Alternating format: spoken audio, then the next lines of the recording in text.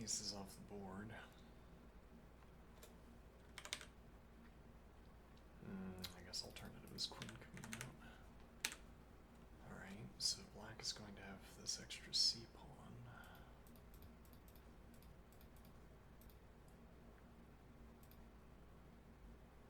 Okay. Obviously, those are the relevant pairings, groupings.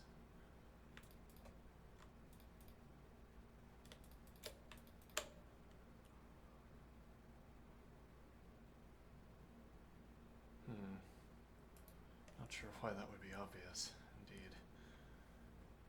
Though, what it strikes me to look at here would be this.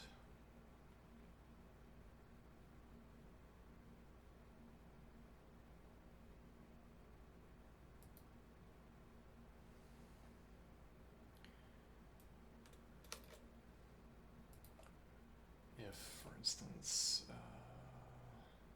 yeah, but then why wouldn't you have played? Well, actually, the reason you wouldn't play that is because of this. In Quick-Lang, you wouldn't play that because the knight would look at the bishop, and then you'd have to retreat again. But now that the knight is off the board, if you get tickled, drops back. Okay, so we have text c3. Yeah, well, you don't have to blockade the pawn. You can prevent it from advancing. But then, I mean, the other point here would be black can't advance this yet. This is covered. Well, that wouldn't be what you're looking for anyway. You'd be looking for, yeah, well, somehow light squared bishop applying pressure,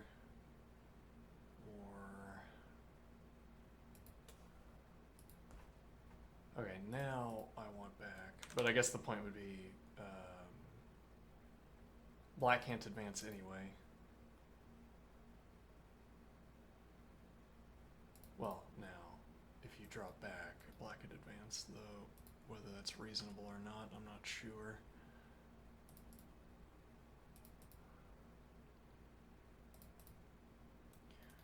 Denies here. There's also now no pawn advance, so knight d2 is off the table. Whereas if the bishop is on d3, you could always drop back again to f1 and get out of the way of the pawn.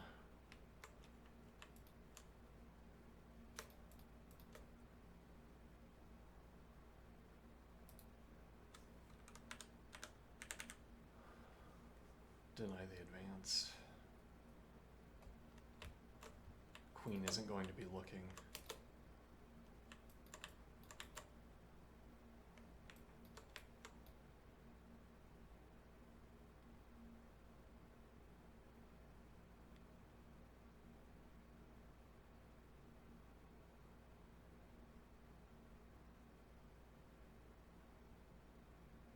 Okay.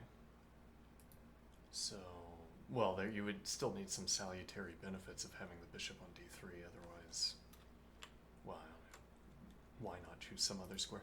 I mean, for instance, f1 is a common square, gets the piece out of the way, keeps this diagonal.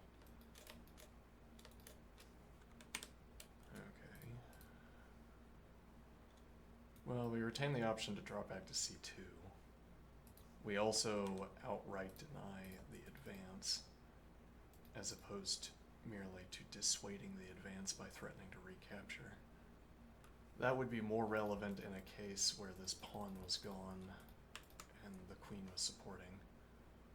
And then the idea is that black gets an additional point of pressure and is threatening to advance. And then you have to scramble to find an additional point of pressure. Now, if bishop dropped back, and suppose that this pawn structure is here and not this pawn structure, this pawn is gone, then takes and queen is on the bishop. Okay, a problem. Though unlikely. Well, but what are the possible ways of resolving this problem would be the question. You could have queen support, you can't have rook support. Well, no, yeah, you can. Well, the move would have been... No, never mind. Bad line. so takes, the pawn gets out of the way, the bishop is under pressure and undefended. Not defended by knight, not defended by rook either, because this square is denied.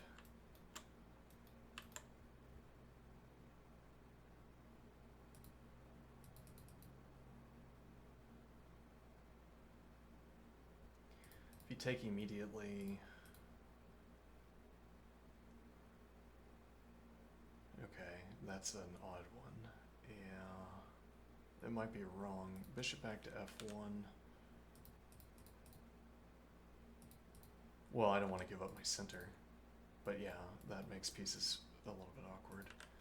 Okay, so we see bishop f1 instead.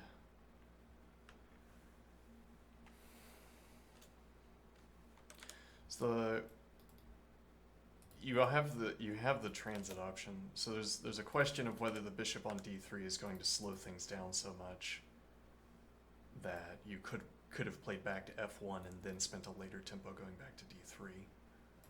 Well, and I mean, this is a choice concerning which diagonal you're going to be on with this bishop, and you're choosing, if anything, what you're choosing with this move is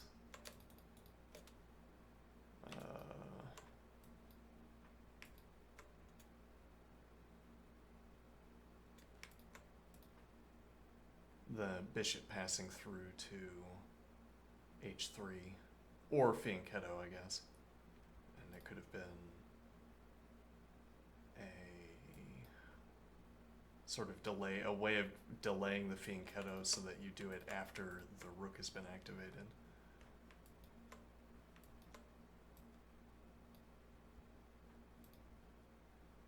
And now what is the point? Well, otherwise you're choosing, choosing c4 instead and knowing that this is going to be the response.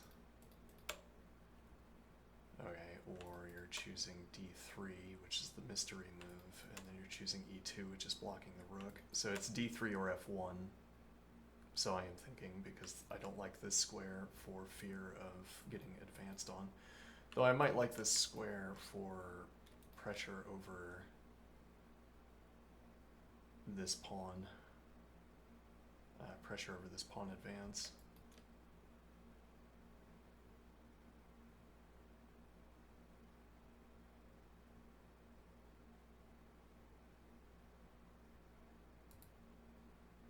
Bishop f1, it's out of the way, which could pay for itself, even if you wanted to come back, would be the point. Then it's kind of super optimal, as it were. I like that the bishop is not susceptible to file-based pressure on d3. Yeah, well, we could always come back there. Yeah, okay, knight c6. Alright, so covers these two squares.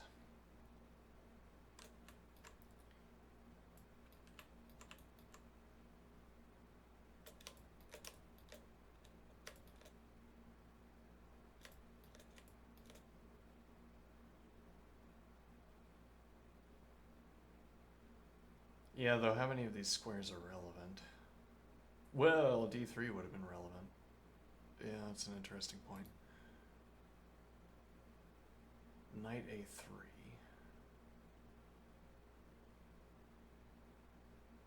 Okay.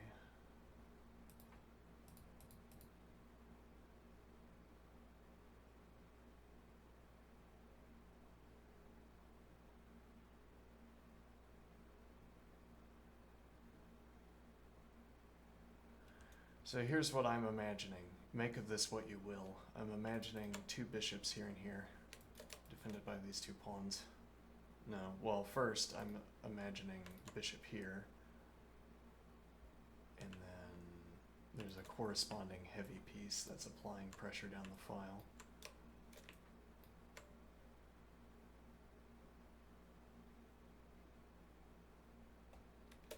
Or I might do that with green. Okay, and then I could maneuver here. Later. Alright. Now, my two pieces are blocking the squares behind, so actually if I draw this instead,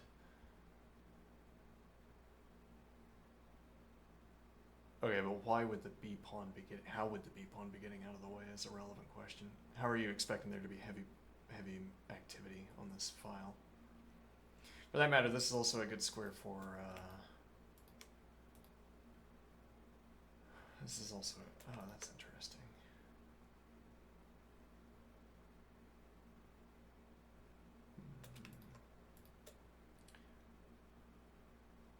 Mixed colors with.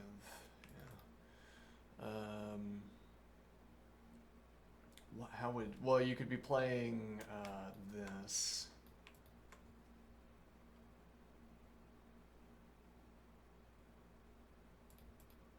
Okay, and then red and yellow for pawns. Bishop e7, so declines the trade. Well, I guess in part what I'm trying to get at here is that this has an easy justification behind it, which is that you say bishop takes a3, I get to develop, like you've spent this tempo moving the knight, and now you're going to damage your pawn structure. But what we need to imagine is, e.g., rook on b1, looking down the b file,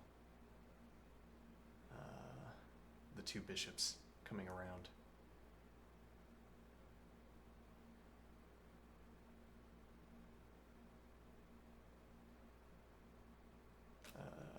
A problem here for this idea will be that, well, it doesn't take, so we don't have to consider that. So castling is on the table. Okay.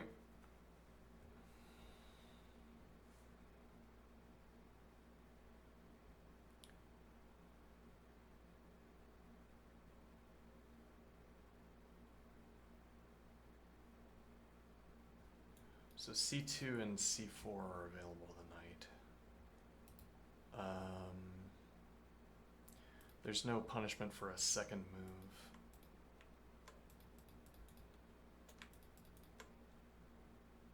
What do I mean?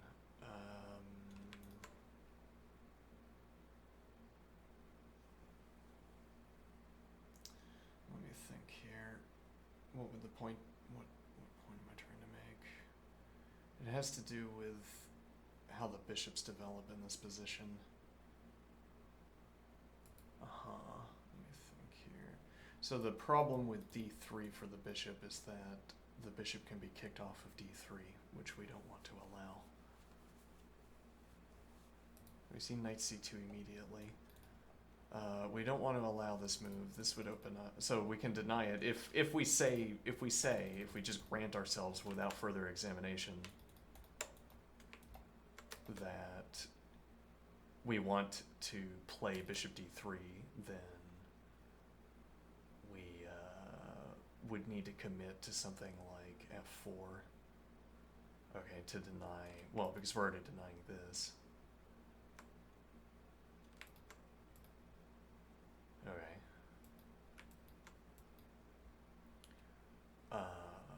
Then f4, and in that regard, getting the bishop closer to the king's side makes some sense, because if you're going for the f advance, I guess this fits with the idea.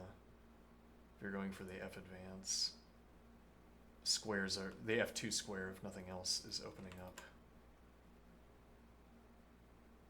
on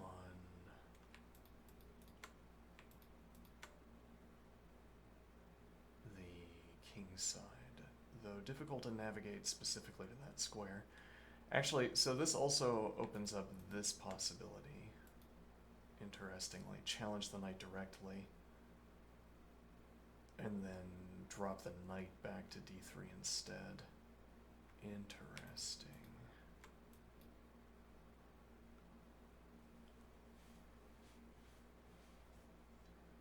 And then if you've moved your knight to d5, I challenge your knight again. You could move back,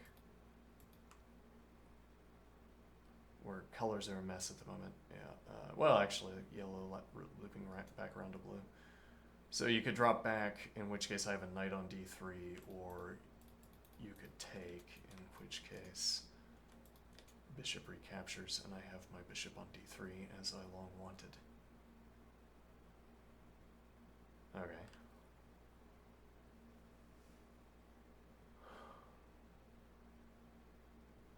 interesting. We see d5.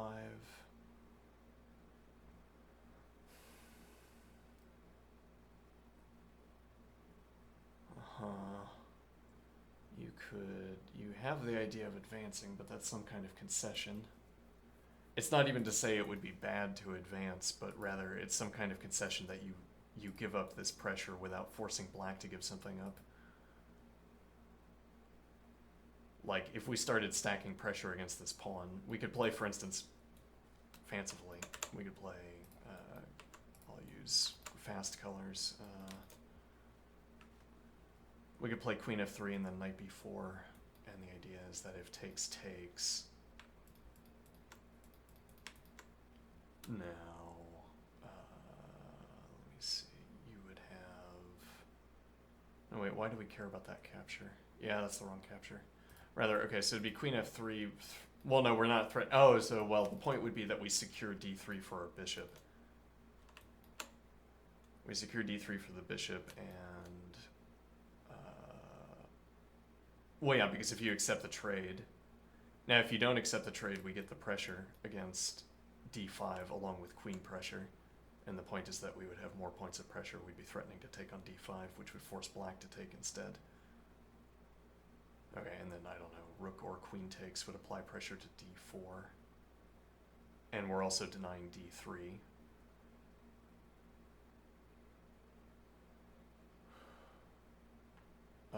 So this would have a lot of tactical relevance here. Like, I'll put this on the board instead of arrowing it out. Let's say castles. All right, fancifully. Actually, this is a problem. You'd have to have a compelling move here, but part of the reason you wanted this move was to apply this pressure to d5, along with.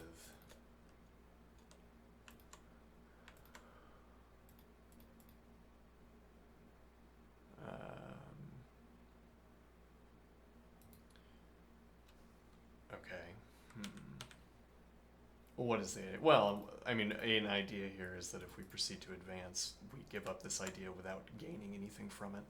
Well, and I say this idea, but I really mean we give up any idea we could have had about applying pressure down this diagonal. One of which at least might have been valuable. Well, I mean, for instance,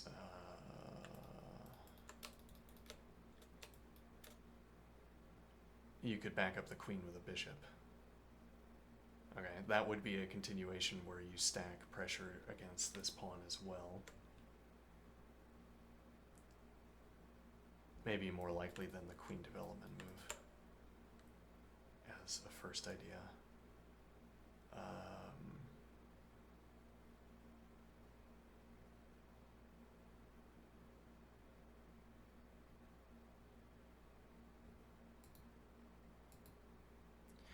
Let me look at this line. Okay, now we're threatening to take. One answer to this would be to take here, at which point we're playing rook recaptures with an additional point of pressure, with, at the end of it, tempo against the queen notably, which is helpful. Okay, and if you take... Yeah, well, I don't want the queen trade, would be a point, but also, well, yeah, I mean, maybe I would prefer this. I mean, particularly invite my rook to the file. Probably you don't want to take, but queen's off the board. Well, I mean, well, so alternatively, bishop takes, and we immediately get this pressure. Okay. Coordination. You can't punish my rook so readily. Well, I assume this is not going to be good because we have minor piece support. So, for instance, I drop all the way back, and if you advance, I take. And then the rook can draw back again. I'm up a pawn. Worth. Worth, I say. The winning chance is just plummeted. Or say that this is bad because I have... Yeah, or get the bishop more active here by advancing d3.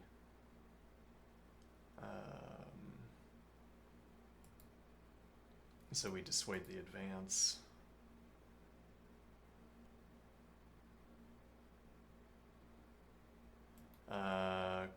Queen d2 into rook d1.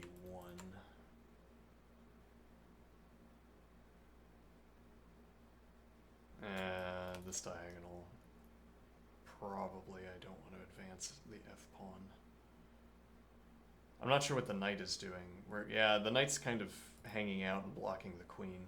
Whereas if the knight were gone, actually, we could move the queen over here. So, could be knight e3 is coming up. Now, what about this advance? All right, well, if you do this, you're down a pawn, and there isn't an alternative sequencing for that that works better. Well, no, you could do this, but then I can still take with the... no, this doesn't work tactically. Well, yeah, but then that's a different question.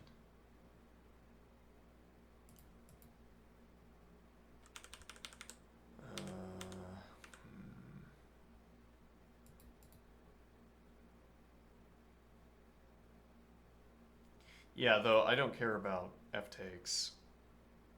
Like, I'm not worried about advances again. This could be where I claim bishop drops back and we get to... Nah, then I don't have adequate coverage on d3. Yeah.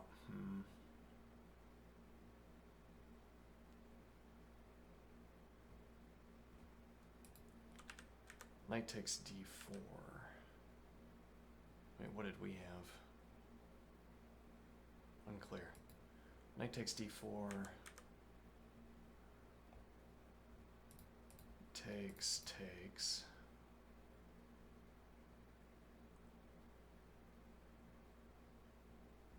Okay.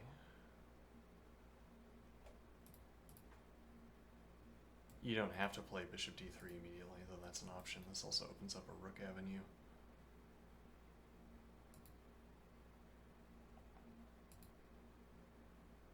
Knight takes d4, c takes d4.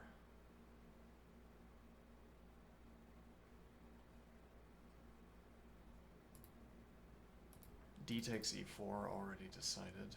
Okay.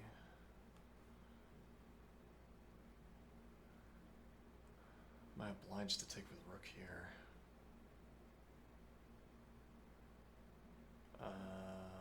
Can't defend with dark squared bishop. Could defend with queen. Though that seems not so good.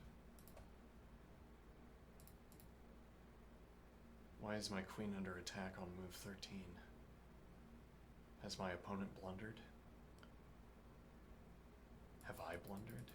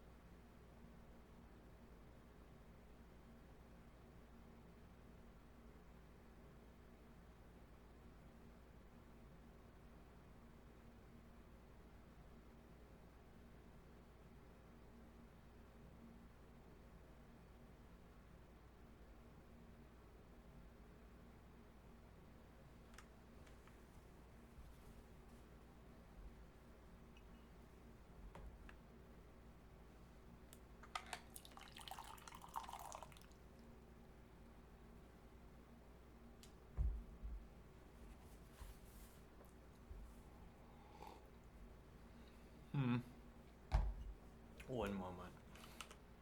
We imagined this practice of diagrams.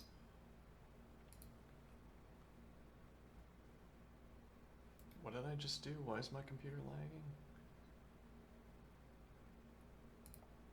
Oh no.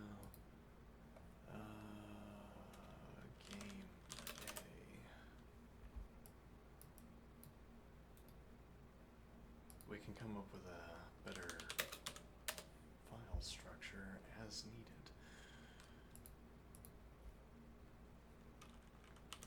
Print screen. Okay, paint. Save as. Diagram 1. Okay. Oh, takes immediately. Oh no, advances immediately. Move. Okay, that's a different game than I was thinking.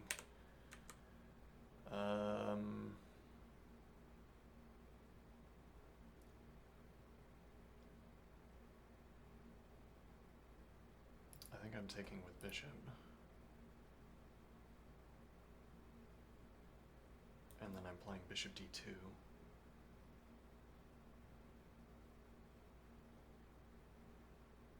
Okay. Say castles.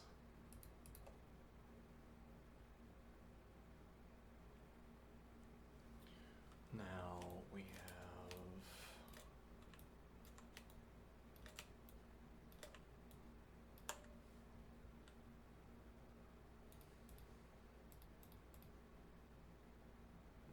maybe in an extreme case advancing twice here.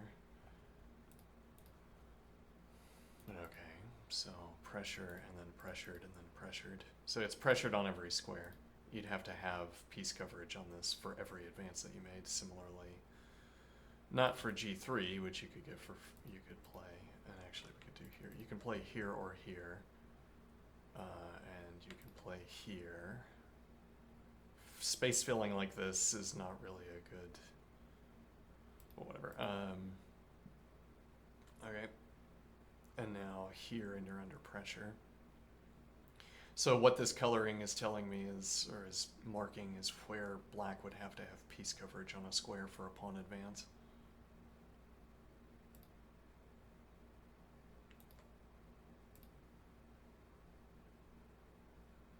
Yellow means you don't have to have piece coverage. So you could construct this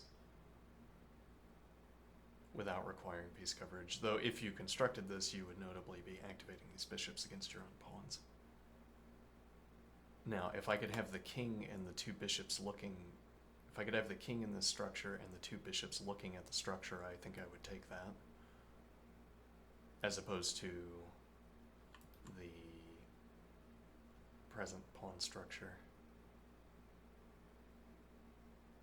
But that's maybe an unfounded preference. Anyway, so what point am I making here? Piece coverage. You'd have to have piece coverage to make these advances. If you can sidestep, but it's, if anything, h5 is, yeah, this is the software we should be developing.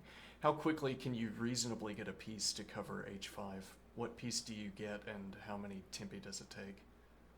Okay, and I don't mean, as it were, as the crow flies. I mean, what is an actual routing?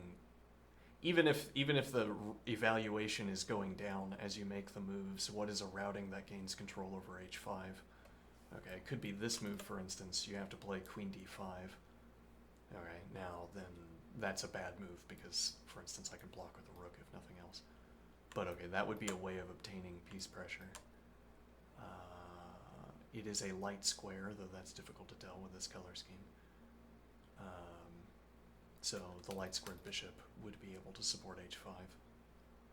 But the light squared bishop can't get into position because of this pawn, for instance.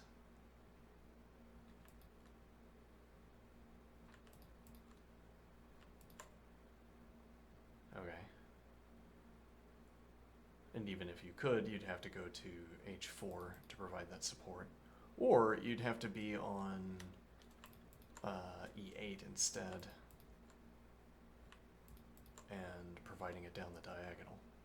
And then you'd have bishop support for this ticklish square where there's no piece coverage at the moment. And the point would be, well, if you're advancing on the king side, then you can move past the coverage. So this coverage gets better as you move towards the F file, away from the edge of the board. You cover more squares. First you cover, well yeah, you cover one relevant square for the H file, then two for the G file, then three for the F file. Okay, now though it's easier to get support for the F file. You already have a heavy piece on it, for instance. You don't have a heavy piece covering anything else, at least not file-wise. So if you're advancing, the summary of this observation is that the bishops and queen provide what might provide persuasive coverage of squares, I think. Bishop takes d3 instead of queen takes d3. Now, a lingering question here is this. Well, you don't have to. Well, actually, no. You probably do have to commit to developing the dark squared bishop next, right? I mean, maybe you could immediately go for the F advance, if that's desirable, though it's not obvious that it is.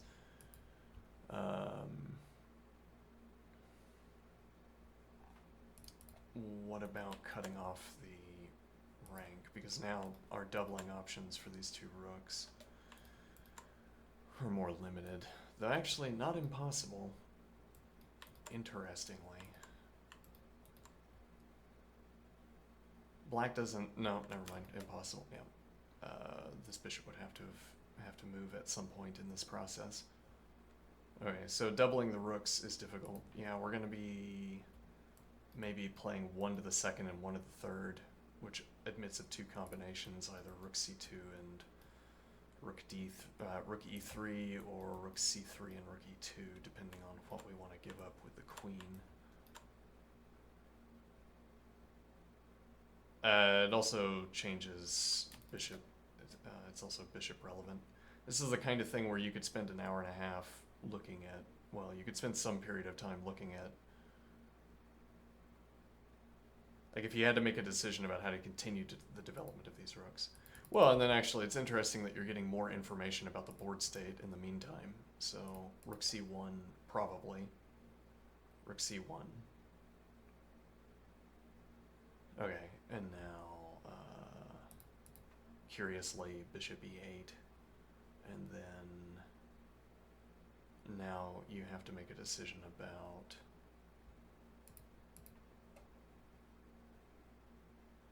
yeah, because if takes, now you can't take because that undefends the bishop.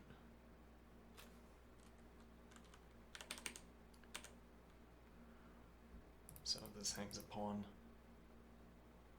fruitlessly.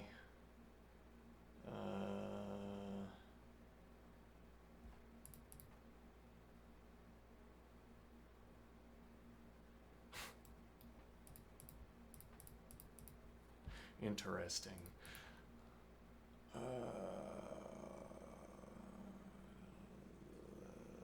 Maybe. So we have bishop e4. Okay. So we're gonna have, well, so what I want here is bishop f4. So black could deny that immediately, but only by discommunicating queen. Oh, we were just hanging a pawn to the queen in some lines. Yeah, well, you couldn't take here because of this, technically speaking. Yeah. So castles, and now technically you're threatening to take this if I follow through with this. Well, yeah. So we've played bishop d2, which is what I wanted to do with the bishop, but now that's blocked my queen coverage, so I don't get this tactic. Whereas if I play here, takes bishop takes h7 with check, king takes, queen takes.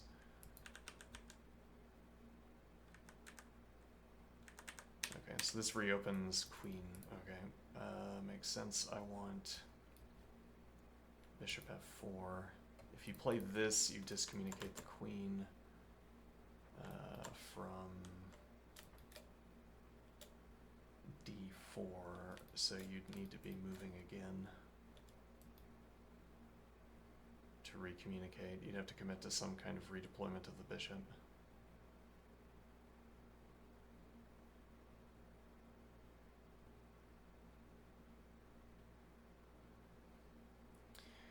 Here, maybe white is playing this with the immediate mating threat and also denying queen h4, which would sort of create the corresponding mating threat. And then there's already lifting opportunities.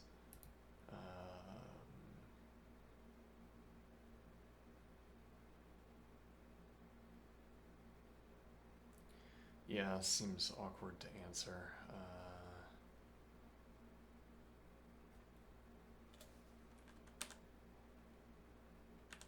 So not bishop out with eyes, but well, and so bishop f4 is going to remain open. Interesting. I play queen here instead.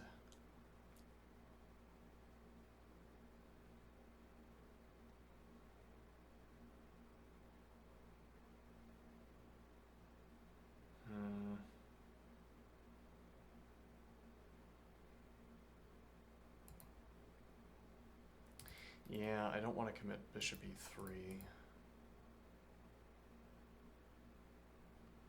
Though now that I have the two bishops in this position, my willingness to play f4 has increased a great deal. With potentially queen f3, we could replace the queen with a rook.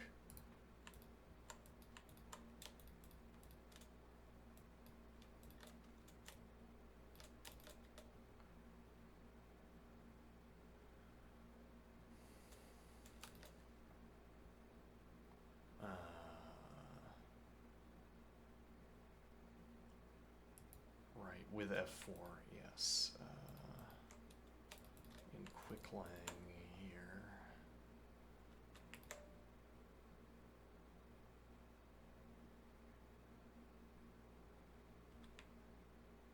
Which could be followed up with another advance, potentially with queen support. Particularly if you have time to play a rook to the second rank. Where you could take advantage of the files behind the pawns that you're clearing out. And a rook on the second rank makes these pawn advances more plausible because you could anchor them with a heavy piece.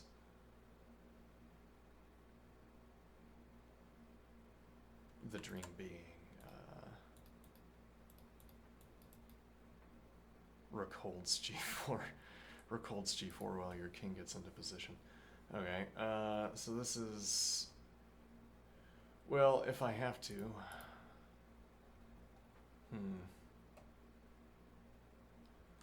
This also places bishop eyes on this vulnerable square with regards to our king. Yeah, but I mean, we're also... By pursuing this line, we're also thinking we can move the king. If nothing else, moving the king to... Well, actually, so we could try getting the king to the second rank and use the second rank for the rooks as an alternative.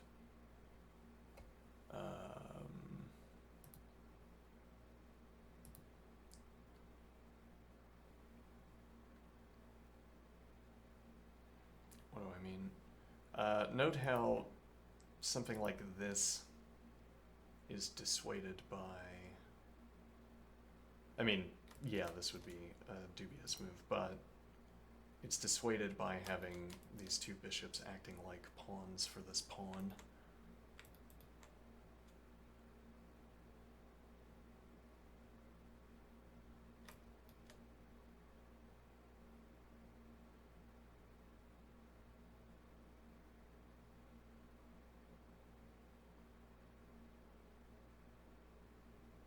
Okay, and what is the idea?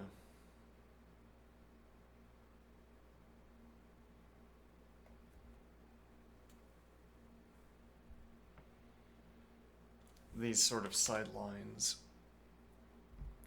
see.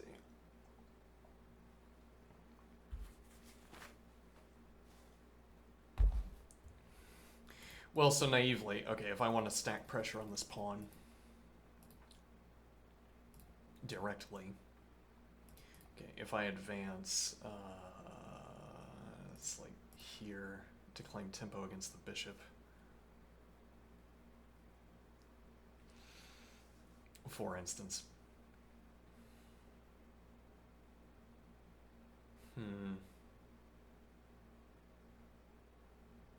Wouldn't be able to respond to that anyway. Actually, this forks pawn and bishop. Yeah.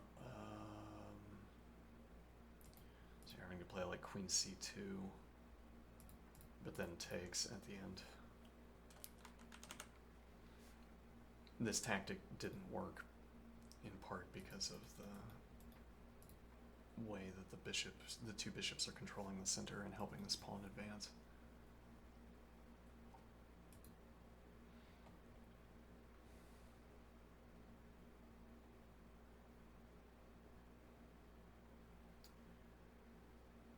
Same would be true of the fianchetto bishop. True, but then you'd also have this in your position.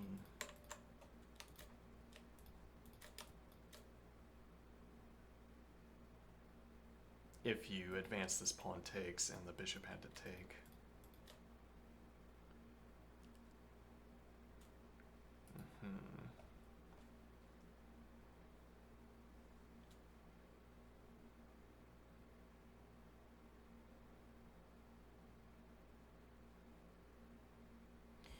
This gives up third rank access. You could reclaim third rank access though after bishop f2, which would need to be examined as some kind of move.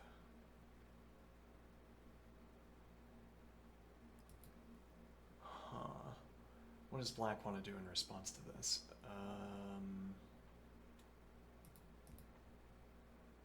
Not clear. I would have liked a kind of concerted effort to turn the king position into a moving castle, but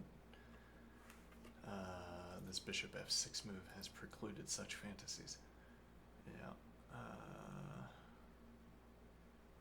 So instead...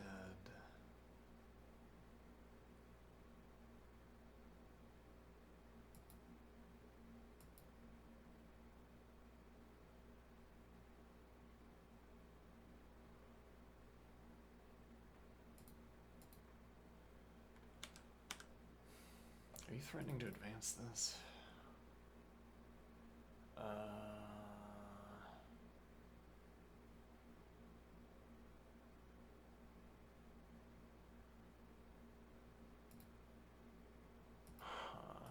Well, I mean, we have the counter advance if nothing else.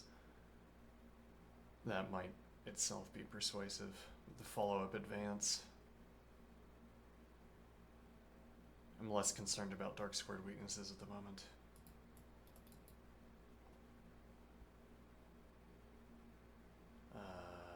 Not here.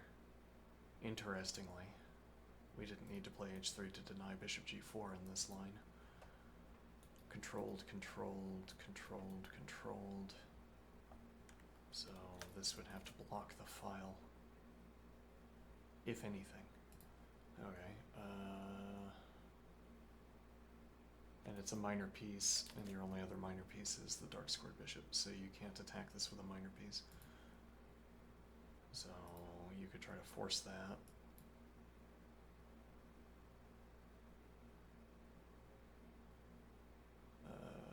Okay. You might be obliged to go for this. Though the square you're opening up would be something like queen b6.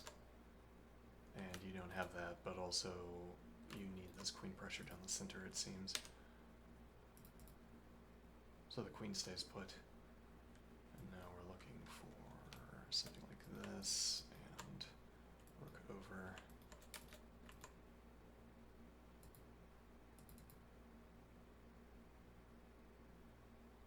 Okay.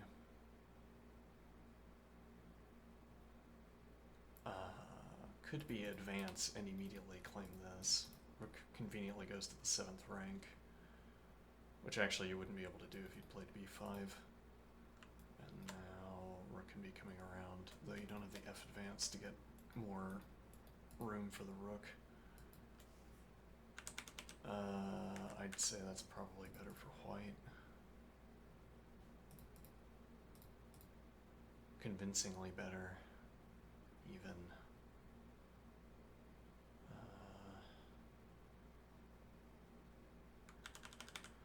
Okay, so then we come closer to text, e5.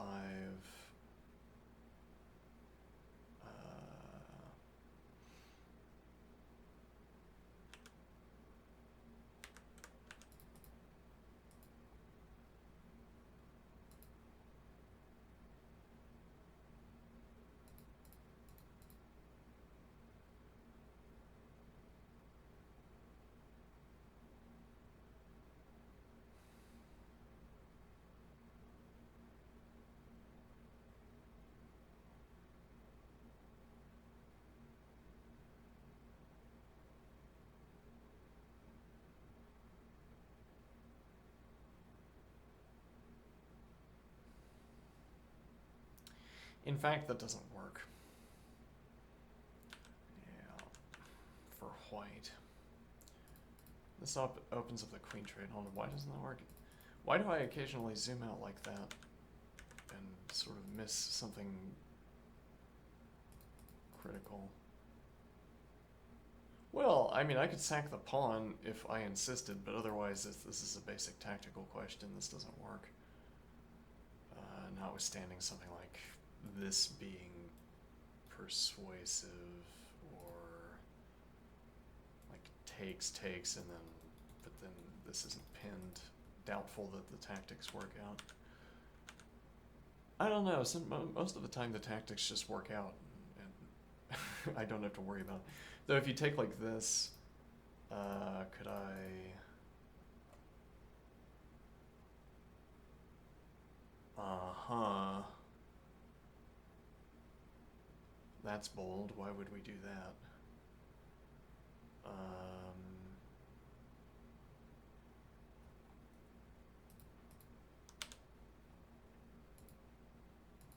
Bishop e3, g6. Okay, it gives the drop back to the bishop. Well, so what I was going to do in response there was g4, g5 with tempo against the bishop. And I'm not fearful for my king structure whatsoever. Okay. Whether that idea would work, I'm not so sure. There's a point that my queen is targeting d4 at the end, so tactically the material is... Well, at the end we either claim a tempo or we get material, one way or the other. The rook d8 isn't a bad move, maybe. It takes the choice away of playing rook e8. Given g6, I think you immediately play, though... Yeah, but I'm not advancing, am I? G4 immediately, with the idea that I'm effectively threatening to advance. Takes, bishop takes. Now you have the bishop challenge. It's not a pin.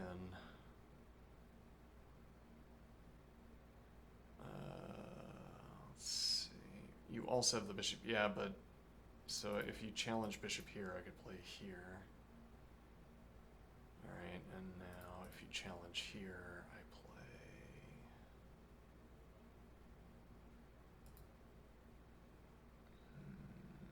like here, with tempo against the bishop takes. I've opened up rook d1. And I still have some persuasive ideas on the queen side. With rook e3. And your bishop is not going to open up.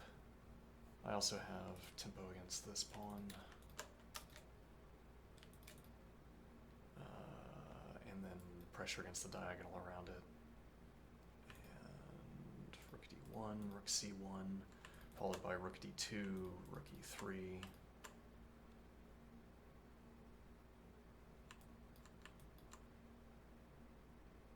H-pawn might be able to do something. Okay, now, so I still want this advance. Okay. I guess yeah, it seems like it's still a good advance. Okay, now, so if you don't, well, so this is stopping us from playing, yeah, but I don't want to do that anyway. Yeah, the g3 move itself, the pawn effect of this move.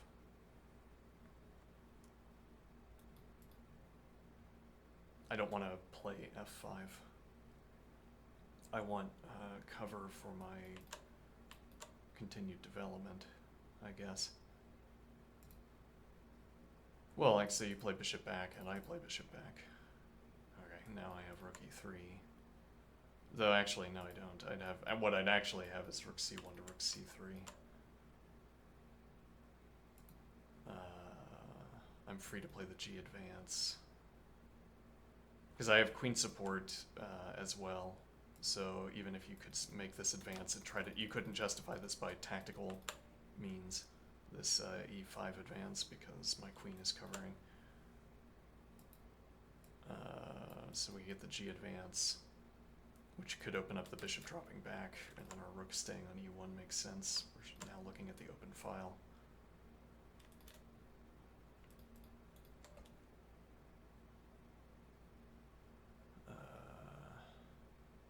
Makes sense to me.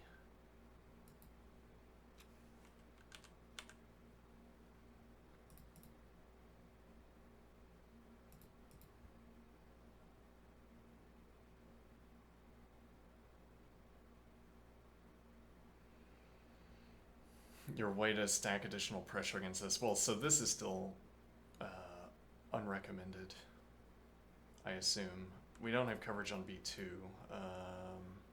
which is regrettable, but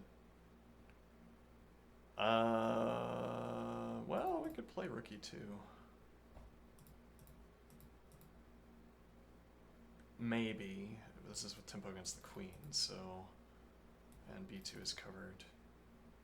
Well, it's covered enough, as it were. If you try to keep, and the point is now bishop's looking, but I don't know if you can commit to that.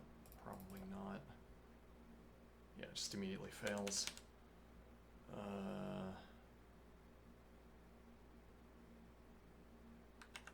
So, and then yeah, we can advance again. And we've unwound our tricky pawn position, and then we keep our advanced pawn on the board, and then we develop the king. Get that king in the game. It's not clear where the king wants to go, I guess. Maybe a world where it's h3 without the pawn advance. Now that would be exciting. Play my king through to h4, please.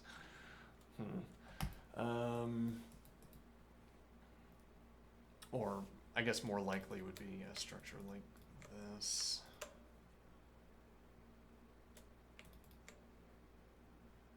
Yeah, then you'd want bishop here, I guess.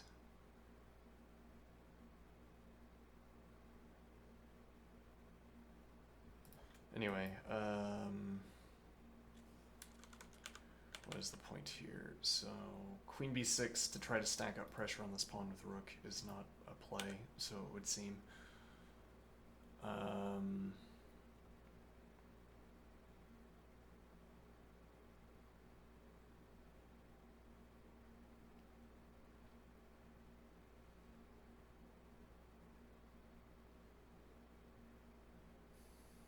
Yeah, your ability to stack up pressure on this pawn is limited.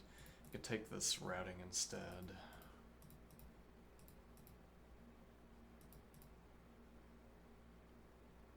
Now, though, properly to do this, you'd want to play this move as well. Alright, and now we could say last developing move.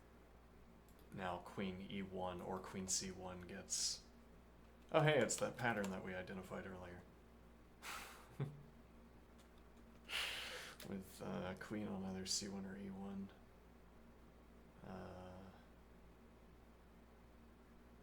Okay. And then we have b2, so there's no tactical juice out of queen b6, though you didn't want to do that anyway at this point.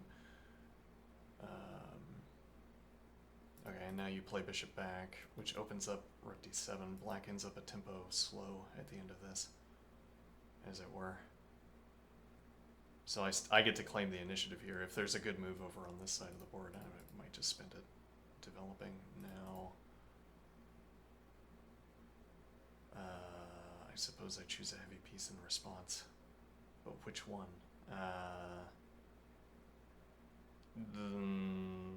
That's maybe not as obvious as it appears, because one idea would be this structure. So I imagine.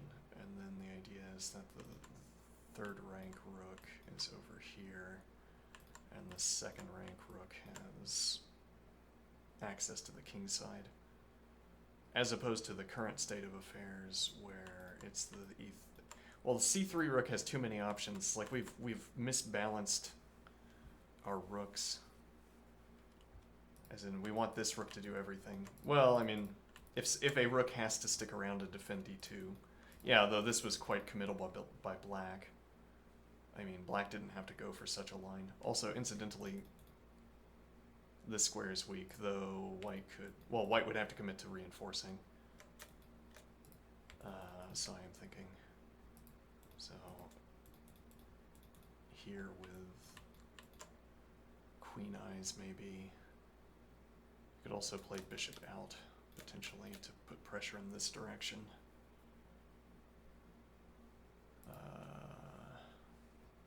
F6, bishop f7.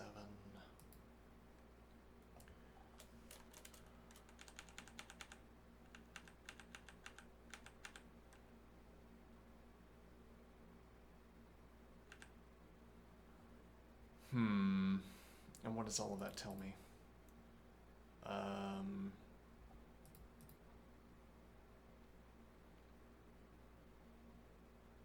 We could play... That would be a strange looking move. I think we'd rather play rook c1, spin the first tempo and get the rook on the file.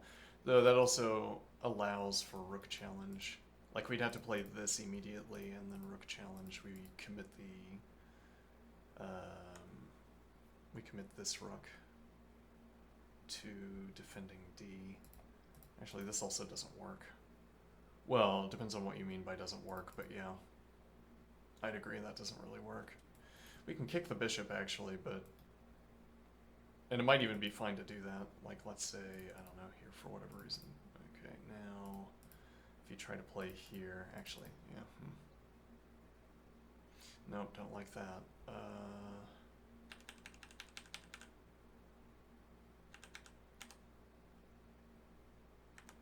Actually, yeah, this is kind of a problem.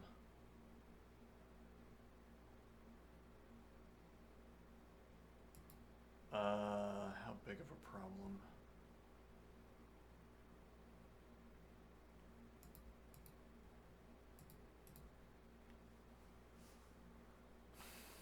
Well, actually, I mean, in this case, you could claim the pawn.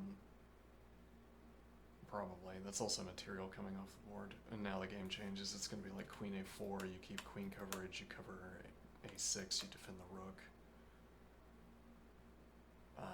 I'd say the game became less dynamic, but this would be in white's favor. I don't know how much. Rook on e1 is unspecial. Rook dropping back to f2 because queens are still on the board, or bishop rather dropping back, and now you have eyes on the e-file, however useful that is. You also have immediate access to third rank. You'd otherwise have to spend a tempo moving to a different file to gain access to third rank, from which you gain access to any of the remaining files. Whereas you could say, well, I shouldn't have deleted this. So bishop drops back and queen a4. Okay. Now this rook, you could say, well, it already has access to c1, which is probably where it wants to go. But from this rank, well, okay, you could play b1 maybe. You'd be be interested in these squares. So let's say this is, well, first move would be queen a4, second move here, and now we have red. Okay, and red would be these probably, or staying on file. But then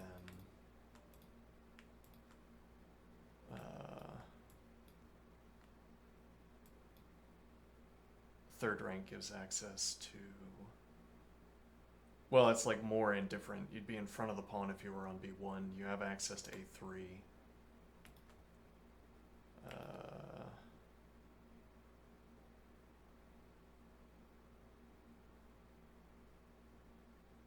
Let's see, what is the idea?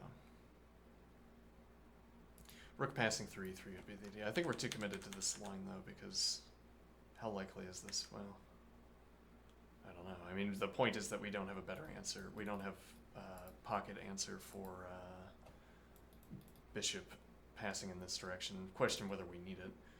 Develops the queen. I don't like this, but maybe I should. I mean, but my beautiful rooks, and then the queen retaining access.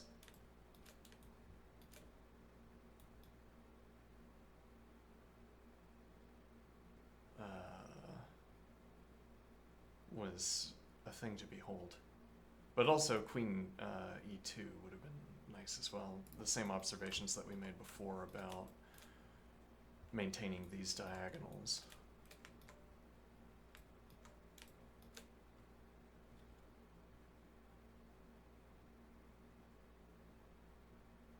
You know what we could do? We could do, we reserve yellow arrow for movement, and then we do yellow squares for behind, like here, for instance.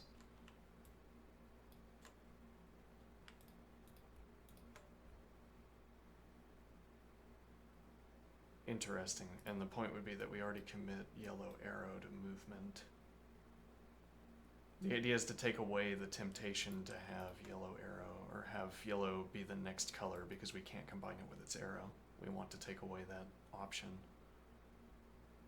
Okay, so we take it away by assigning yellow square to something else.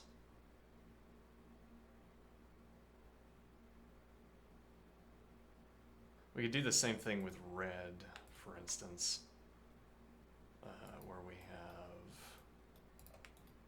red. Yeah, okay, like we reserve red and yellow, but then we only have blue and green. Yeah. Well, anyway, so queen b3 has given up.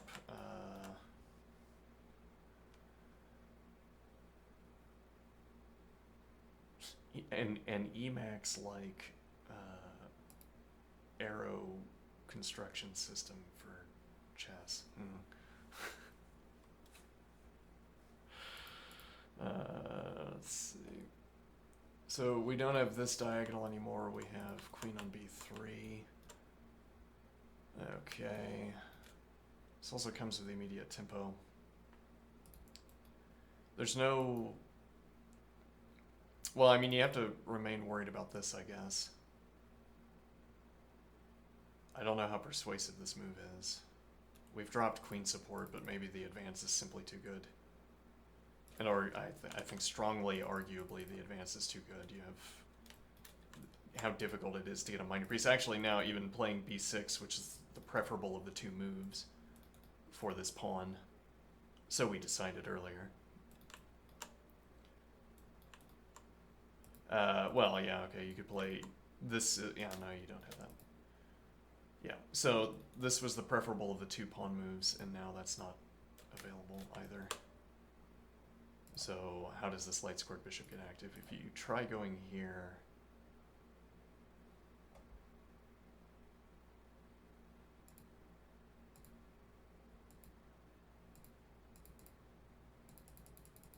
yeah, the third rank. Yeah. Well, I mean, I want the pawn on f4 so that this doesn't become a question, but also because bishop dropping back and the third rank remains open for heavy pieces. And then this pawn structure is delightful, filled with delight.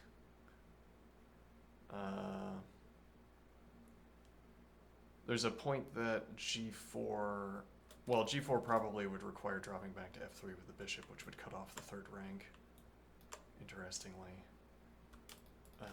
Because, well, you don't want to allow this to happen with tactics. You've now moved queen off of d1, so queen doesn't cover g4 anymore.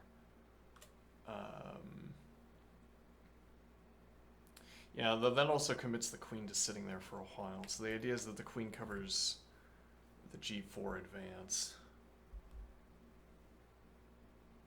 One moment. The idea is that the queen covers the g4 advance from home square. So you let the queen sit there, and then actually what you sort of get the queen out of the center by putting a rook in front of her.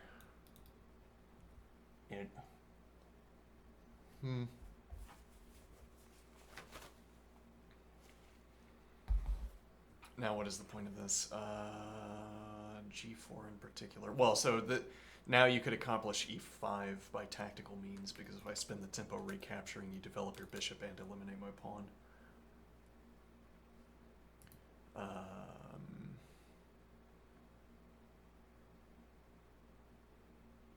Okay, so we might have to have bishop. Well, so we would have had queen support, but we might now need light squared bishop support for it instead.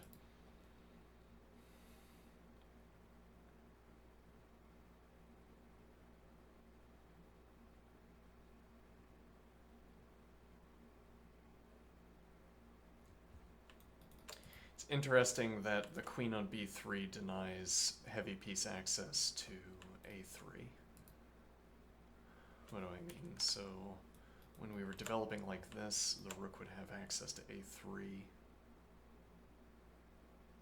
Or, for instance, this routing also access to a3. Okay.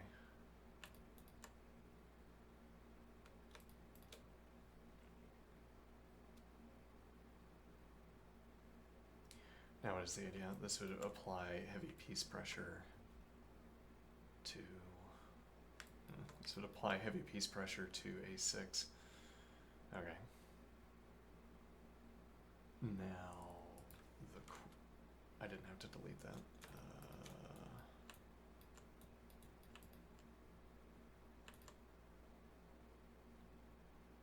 Okay.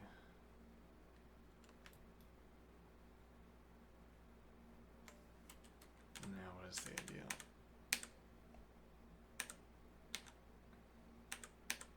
Uh-oh.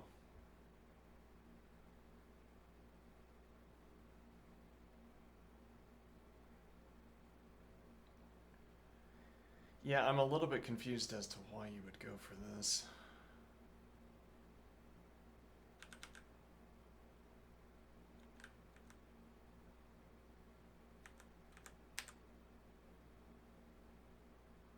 Though it didn't strike me until just now that this was on pre.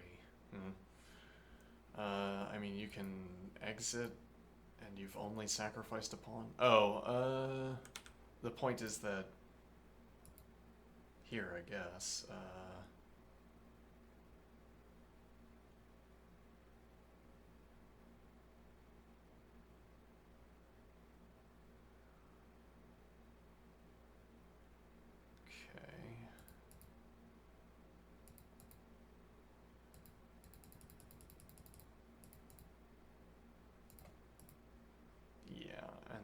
but the thing is, you can't escape either, so it's not rook and piece for queen.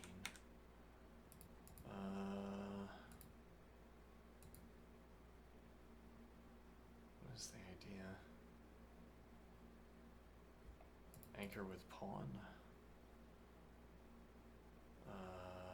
Oh, opens up the light squared bishop. That's interesting. Yeah, and I don't get the pawn back, at least not immediately. Well, I mean, I could do this, which has its own problems.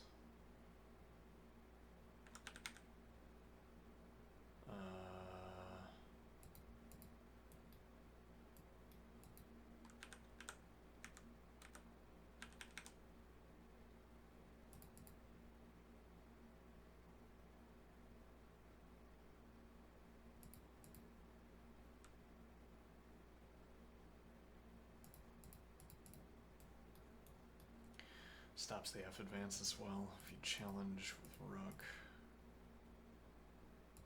I can take here.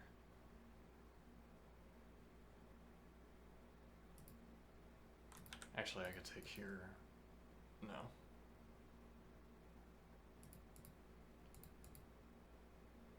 Indeed not.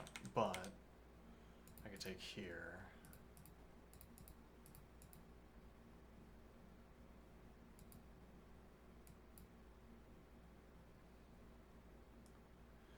And now actually you can't decline the trade. Rook is pinned to mate. So takes, and I'm threatening mate. Develops bishop with tempo.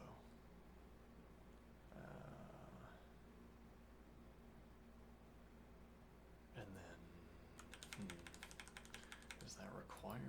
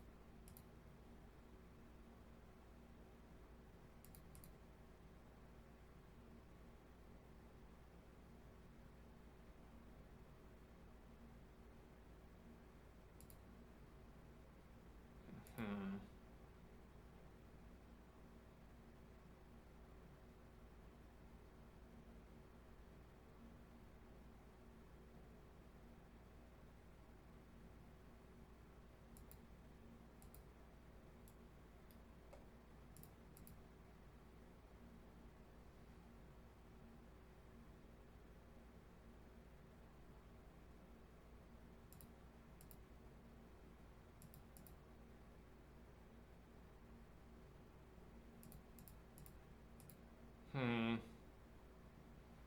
Well, this is getting a little bit uncomfortable.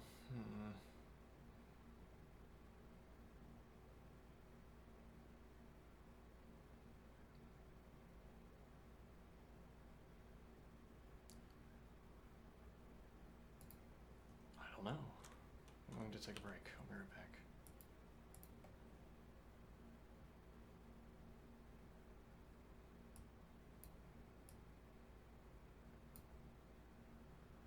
Let's see.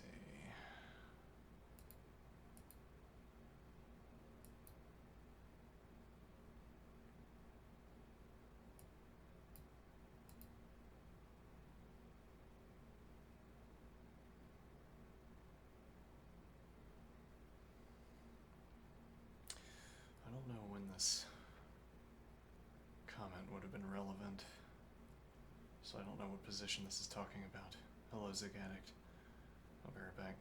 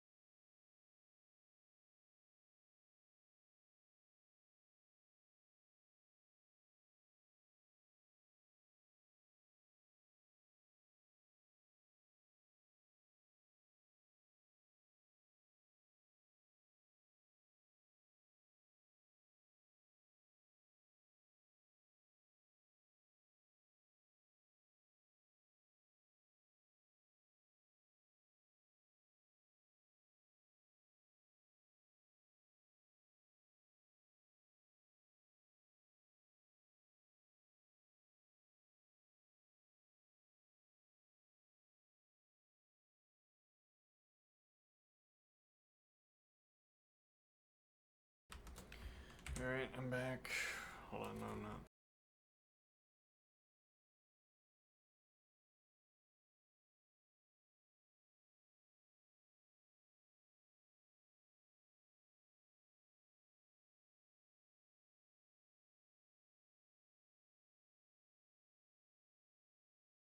Okay. Well, that's what we expected.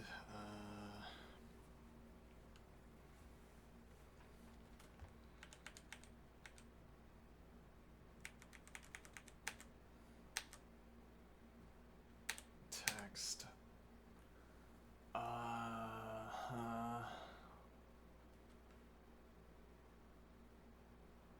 No, I don't like that.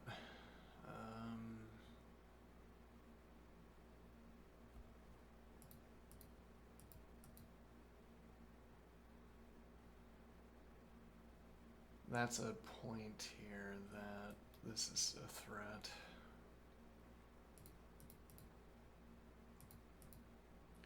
And then we defend A2. Not covered anymore.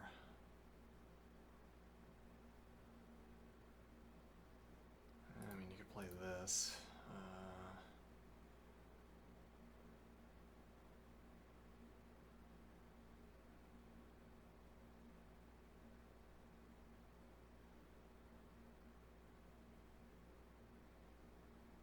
Okay.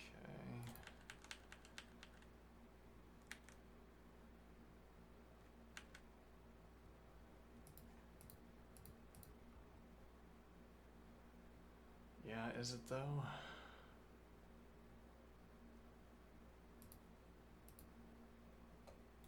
And say this is bad for Hoyt, though I'm suspicious of that claim.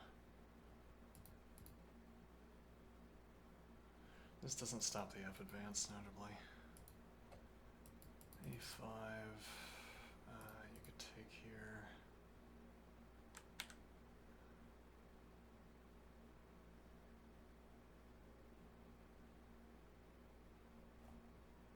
Yeah.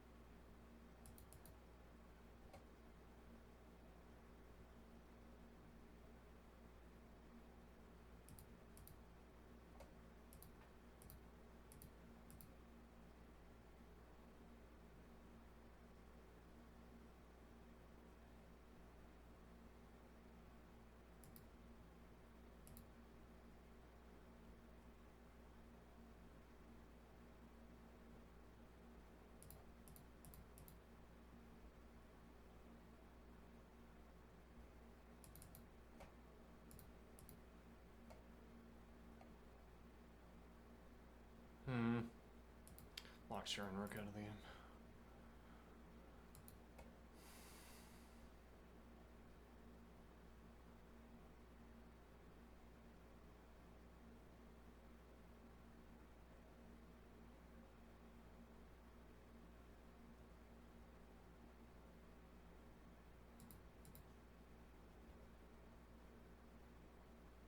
And then you can't play here, denying both.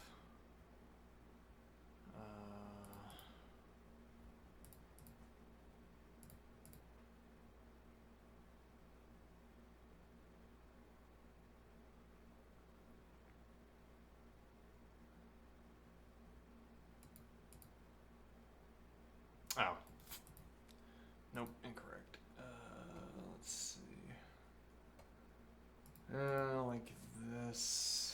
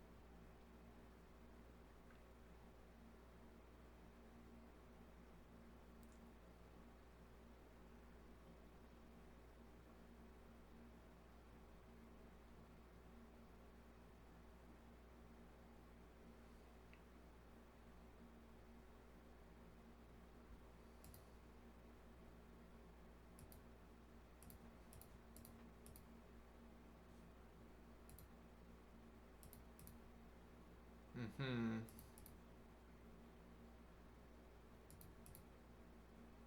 Yeah, that's covered, and it's easier to attack in this way. We're not claiming tempo yet. The defensive B, awkward. This is with winning pressure.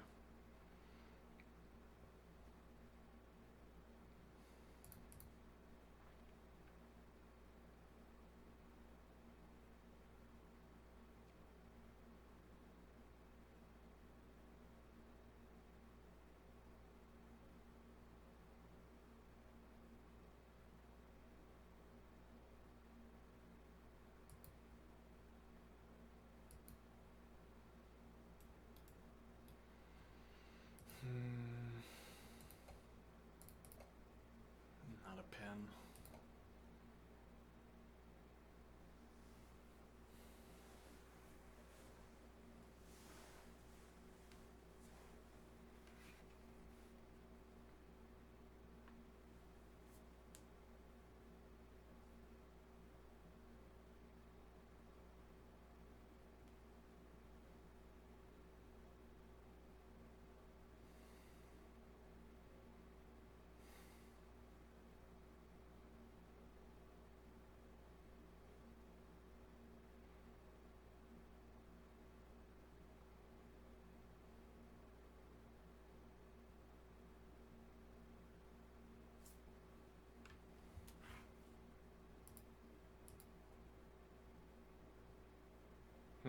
You'd have this square instead.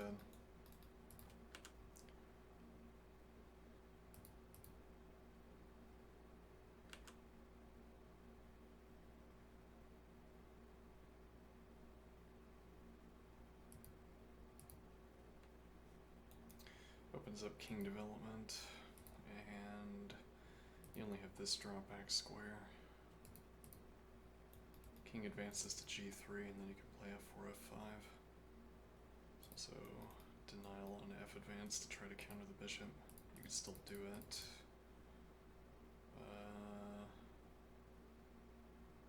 Plausibly at greater cost, though.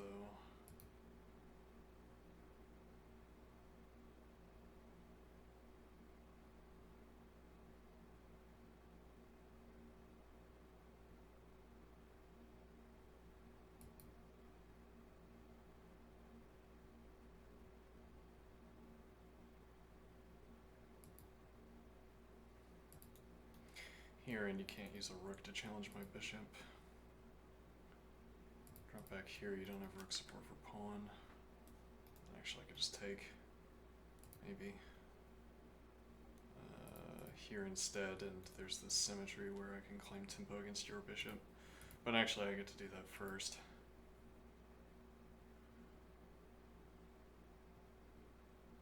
Yeah, and then you can't use rook to defend, and you'd have to use this rook to defend otherwise. This is a pin, I guess you're playing something like this.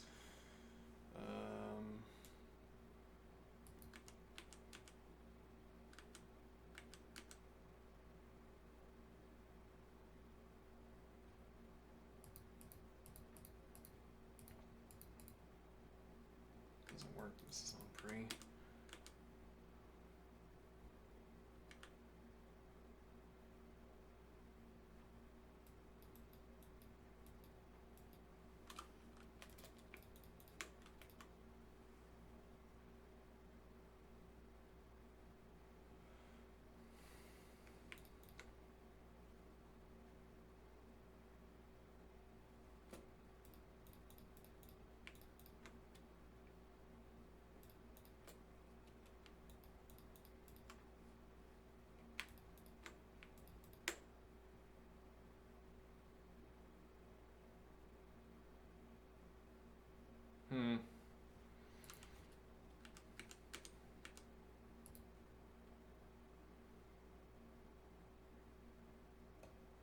What was that line?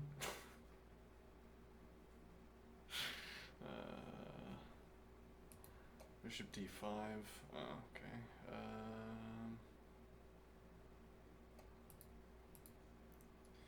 Builds up pressure. I guess you have this actually.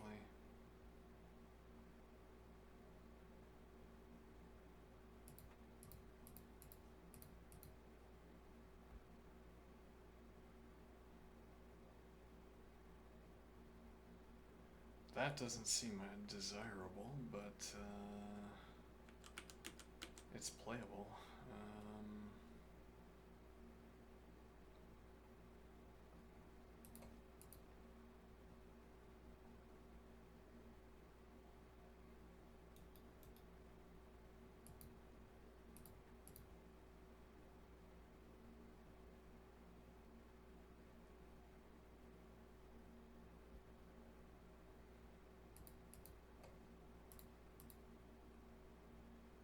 Hmm.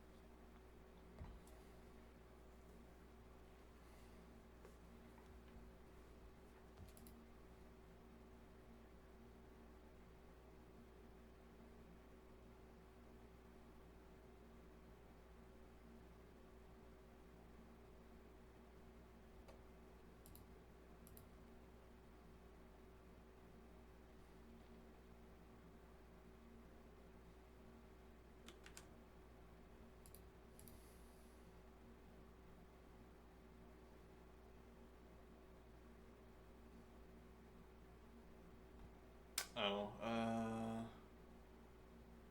is this some kind of idea?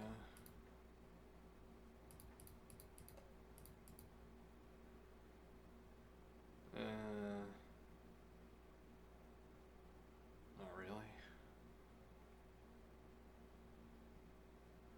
Yeah.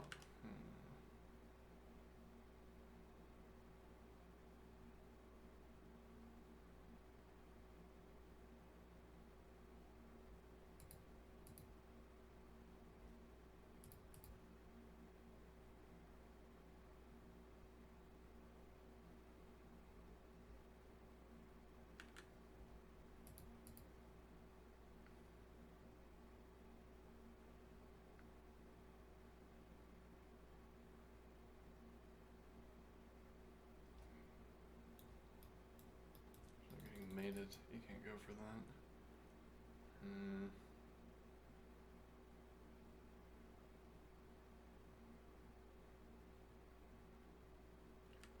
How does this not fail?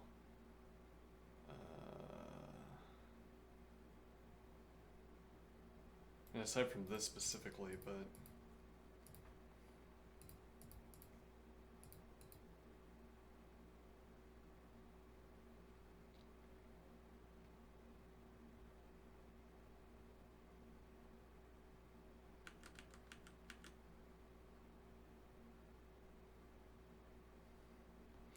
yeah, well, you could play Rook D1. That's Rook F8, Rook ED1. Seemingly required. Now you're threatening to take. Takes. And white ends up with the active rook. Though.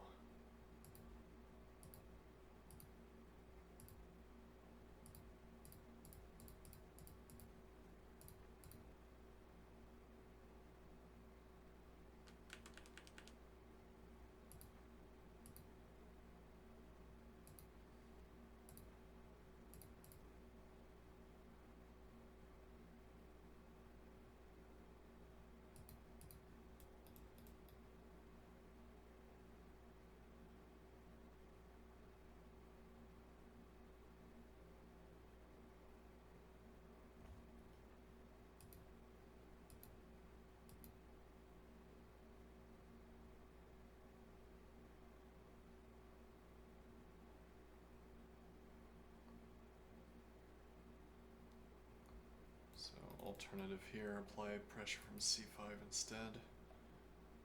Okay.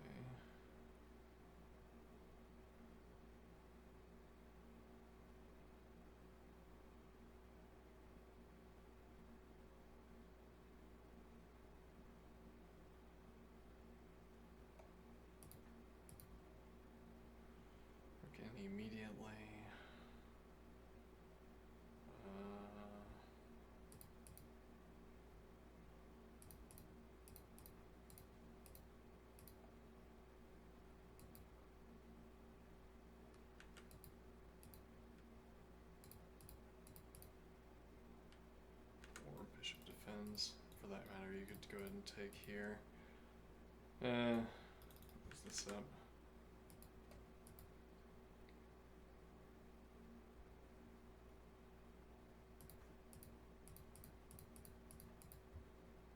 Oh wait, that fails. Yeah, never mind. You can't do that.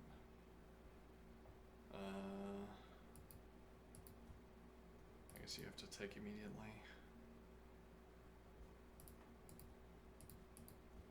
Where king f1 opened up exit from back rank.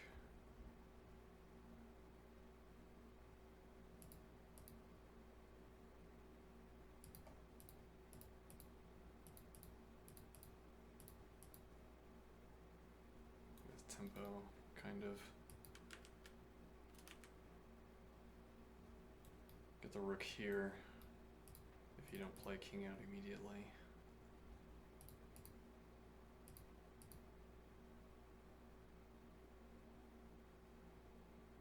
It's kind of uncomfortable.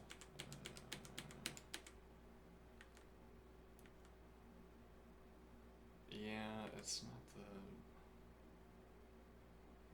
the happiest line. I guess you'd have to be willing to play here.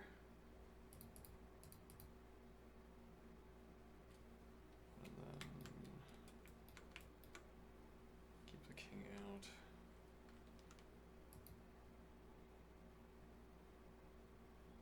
Now if takes, well, no wait, you can't do that. Rather if takes and then takes. I'm not sure what you do with your king. Well, yeah, you'd probably move your king. If you instead advance this pawn, for instance, fancifully takes, delivers check, steps, and covers with tempo. Drops back. King development.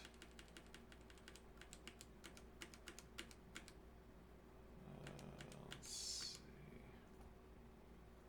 King f1, rook c2, takes, takes. Delivers check, steps, effectively forced. If you think h7 is the more valuable pawn by far, then you would have to drop back to cover it, but otherwise...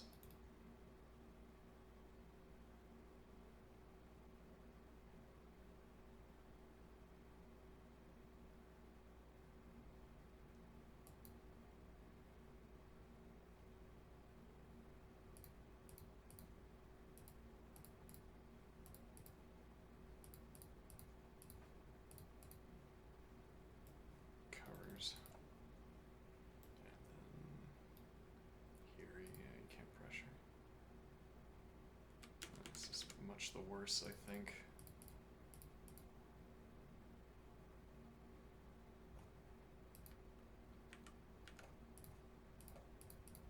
Not really an alternative after this point either. You have to take.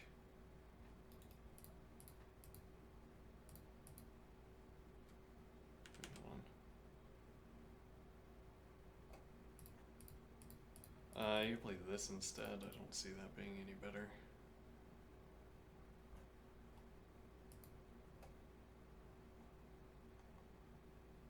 Rook d6.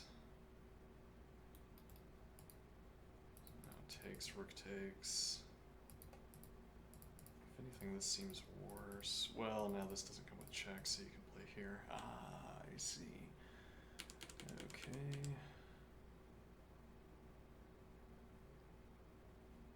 Keeps the king locked out as well. You have to commit to g3, in which case king f1 is a waste.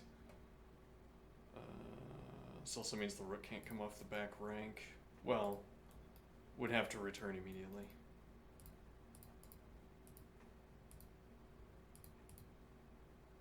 And then if nothing else, takes, and black has the active rook.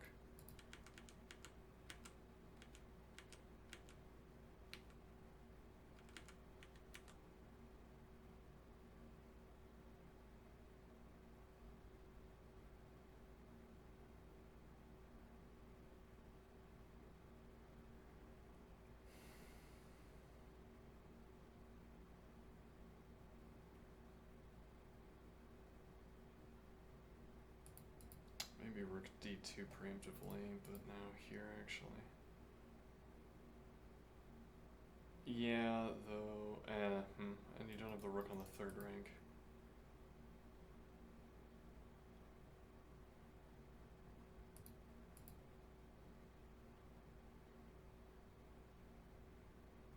Interesting. However,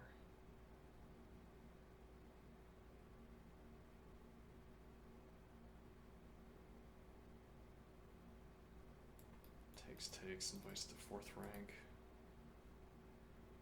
We're threatening.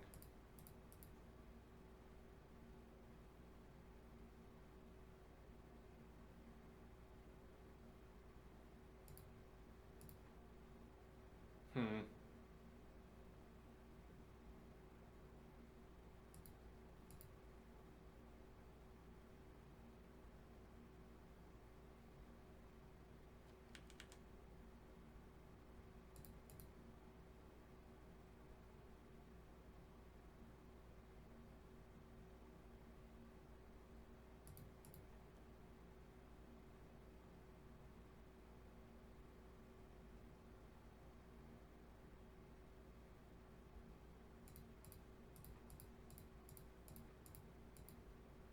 Hmm. Maybe. I mean, we get the king activity against this structure first. This rook is kind of in an awkward position.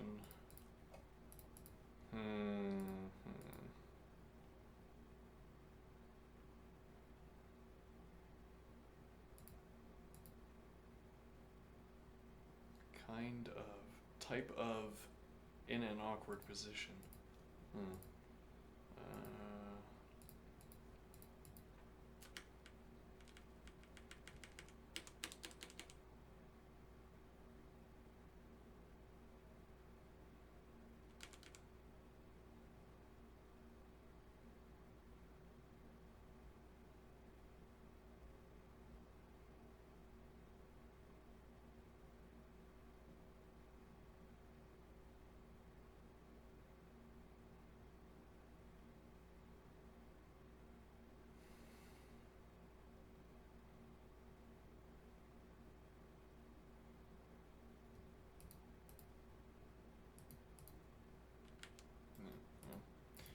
Takes.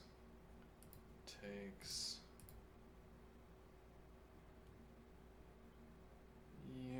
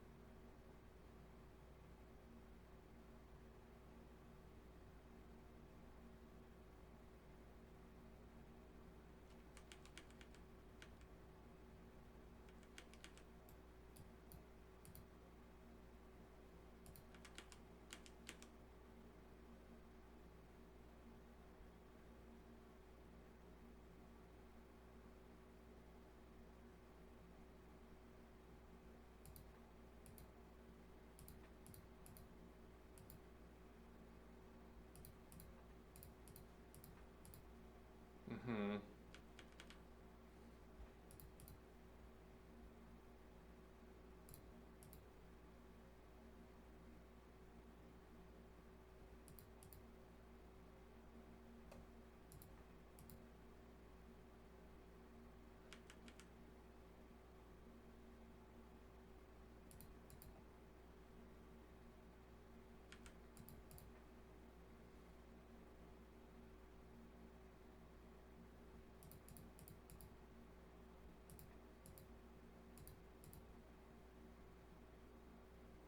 I don't know, I'm no good at this.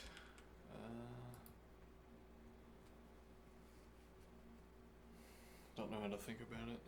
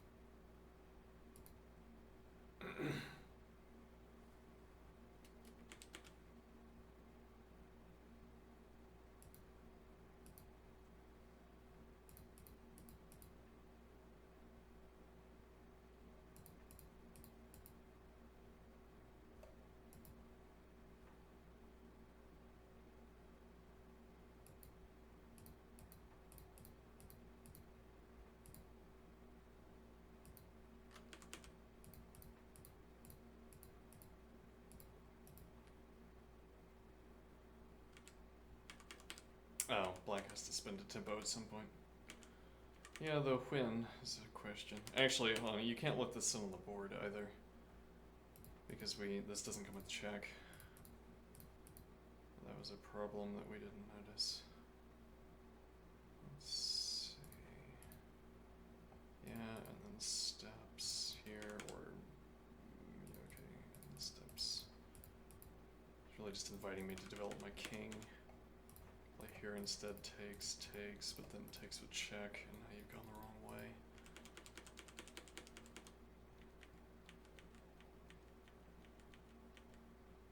Right, so we get this desperado check. Instead you take with rook, but then takes. Bishop takes e6, rook takes e6, rook d8. Forces a trade off the board. The rook that remains is on the wrong file.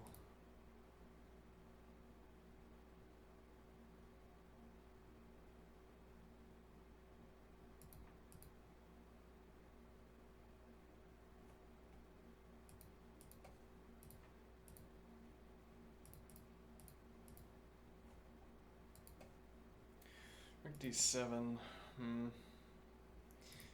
Play this.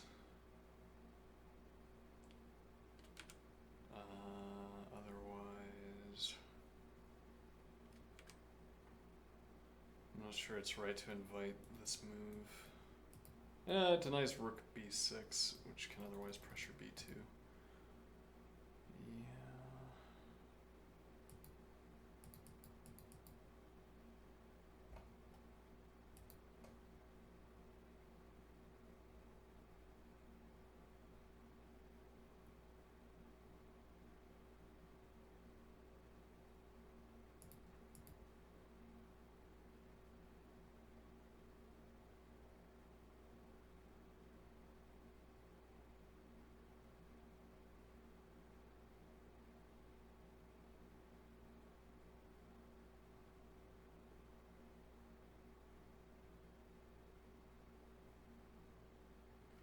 I don't know what's correct here.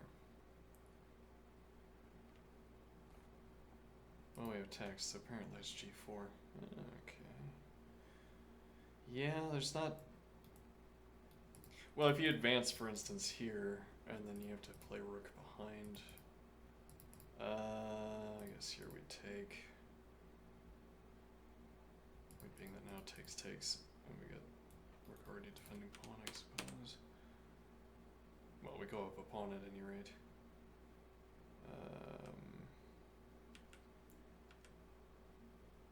And then otherwise, yeah, you can't advance either of the two pawns. So you can't advance. If you play rook up to support the advance...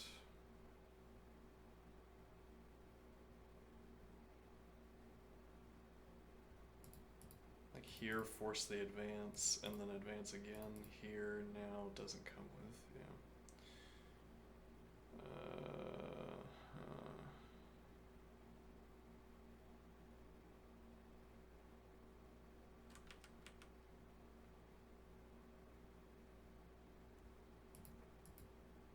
You could advance either of the two pawns here.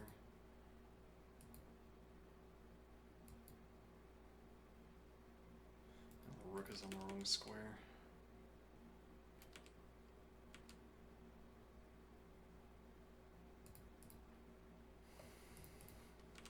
You have to develop the king first.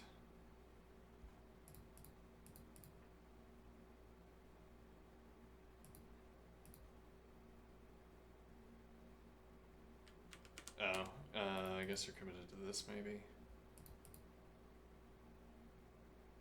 This comes with check. Go for here. Well, this also hangs f7, not for nothing.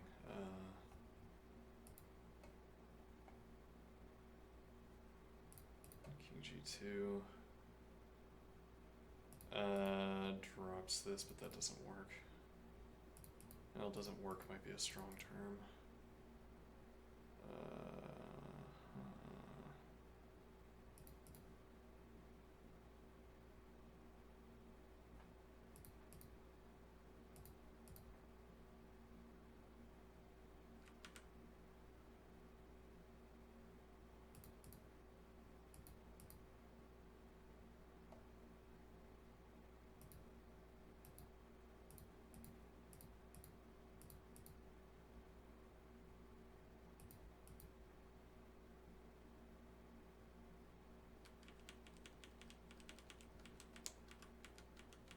Hmm.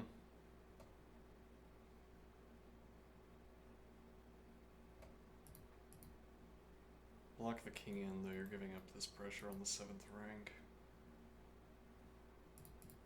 Play here. Yeah.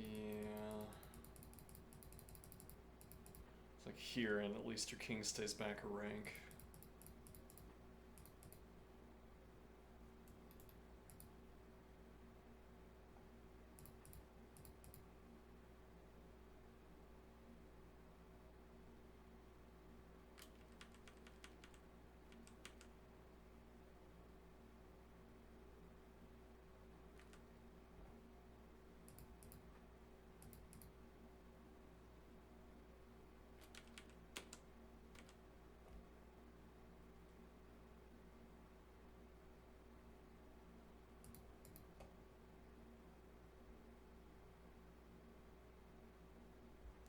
Keeps control over e2.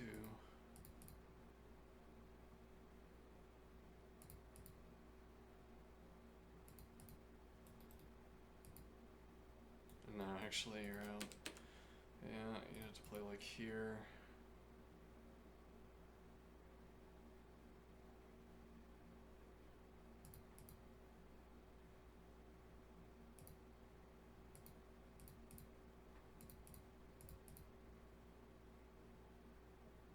Yeah. But actually, just this.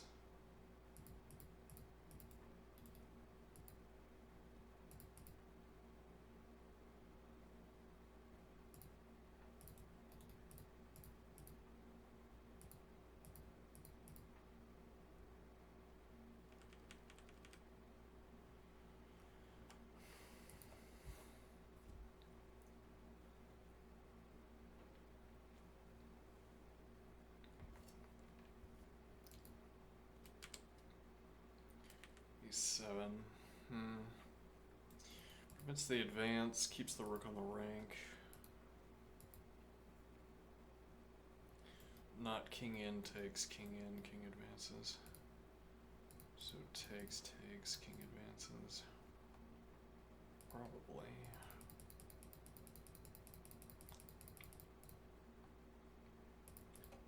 Let's check instead and argue this, but no. G takes h5, G takes h5.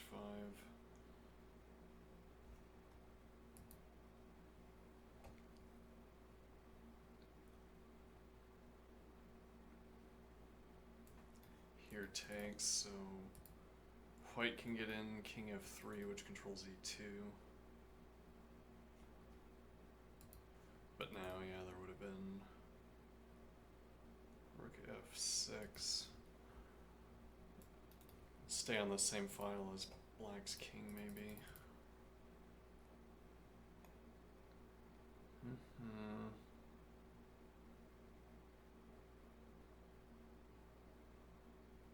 There's a pawn here now, though.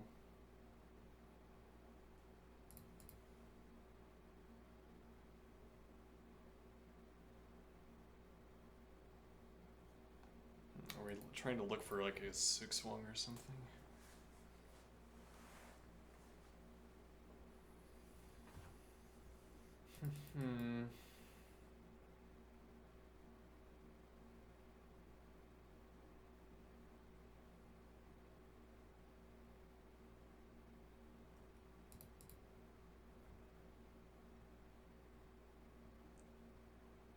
Yeah, and this is a weakness, if anything, to not have. Well, I don't know, maybe.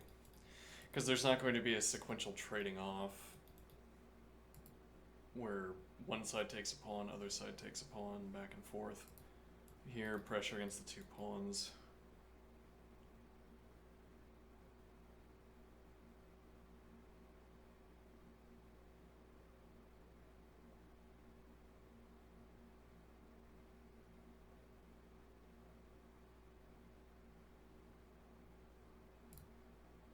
Well, and the idea is that in such a sequential trade, it's a benefit to have the last pawn off the second rank. Lets you trade a tempo further. But there can't be such a sequential trade here.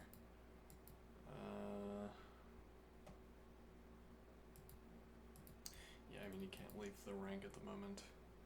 This prevents black from advancing the pawn. You can't advance this pawn.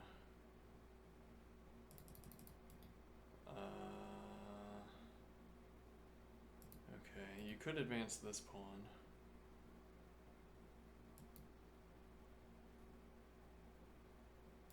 Although a4, you could apply pressure as an alternative. Takes on a4.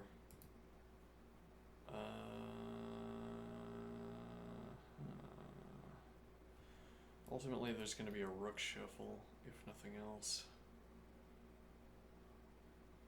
None of these rook shuffles constitute a concession, so I think king f5, rook h7. Okay, and if king drops back, I guess you go back.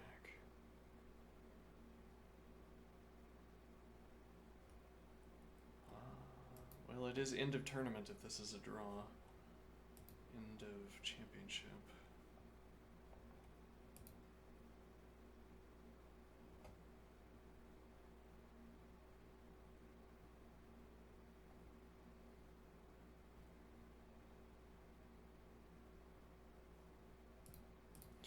Otherwise, advance is a way of spending tempo.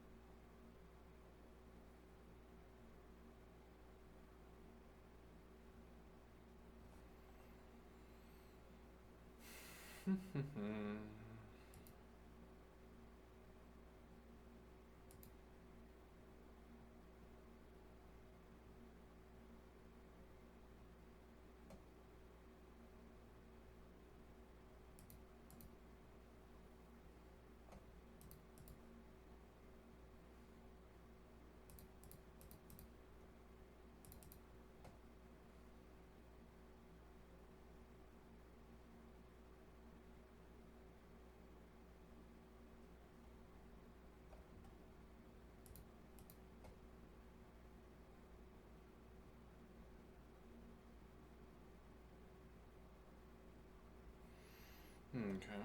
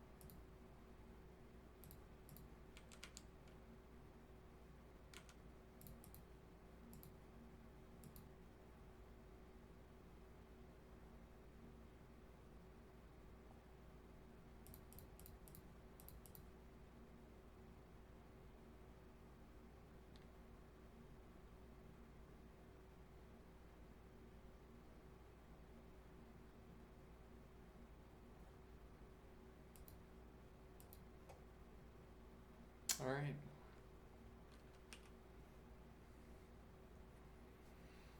And if I understand matters correctly, that would be tournament.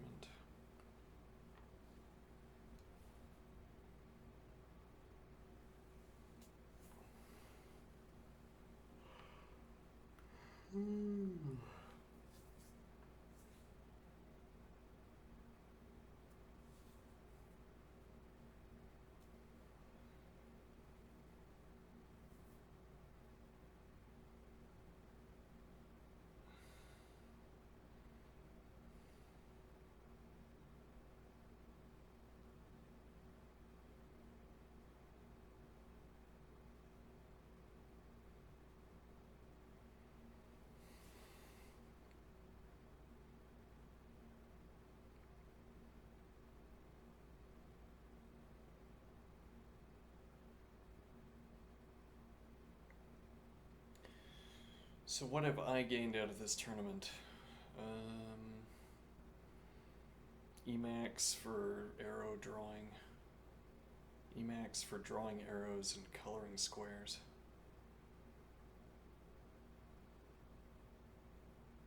Okay.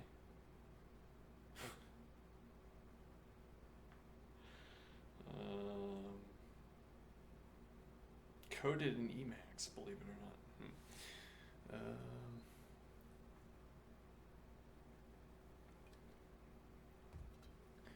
So you get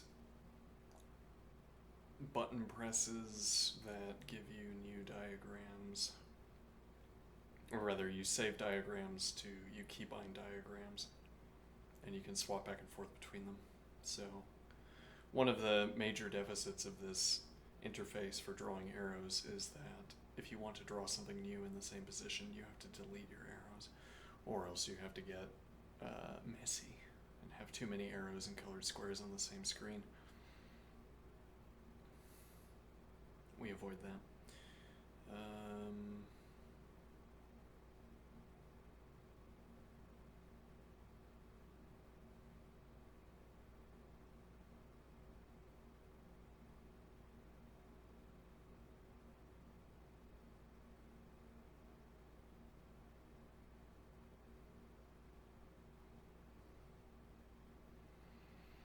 Then what is the idea?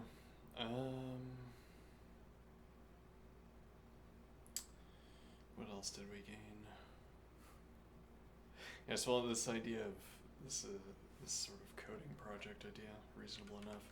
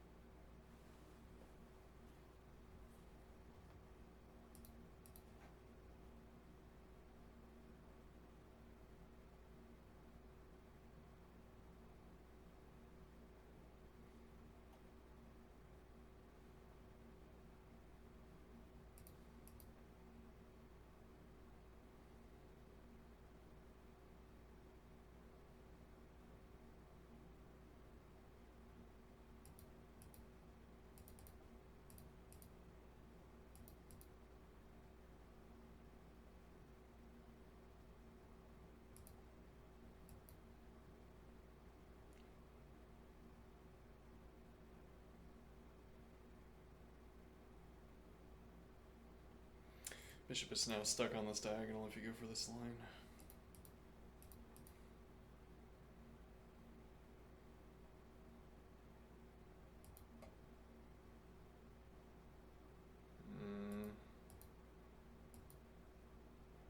Yeah, but this is the weakest option. Giving up this square. Maybe I don't care because I can play. Well, I could play, yeah, and the queen g4.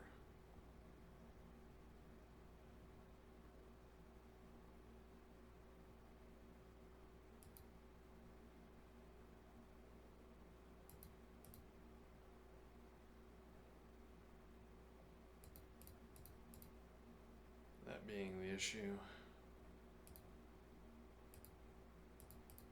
And here. And then we'd have to have mate or something, but that doesn't work. Yeah. Oh, but you can't play this because we would take. And if you advance all the way, yeah, you can go with rook, but you might even feel obliged to. Well, actually, bishop, and then you have rook on 7th. Maybe you don't. Well, bishop back.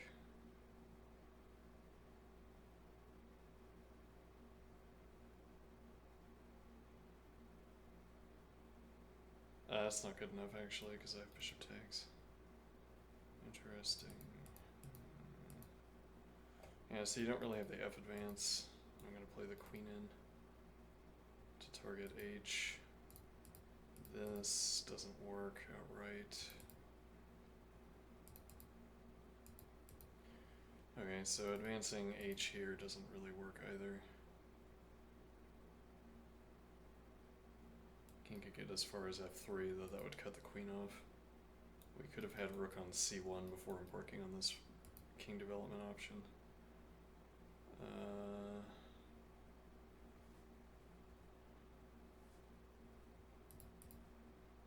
Here preemptively.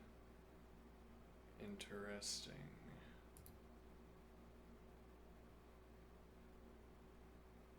I mean, might be here.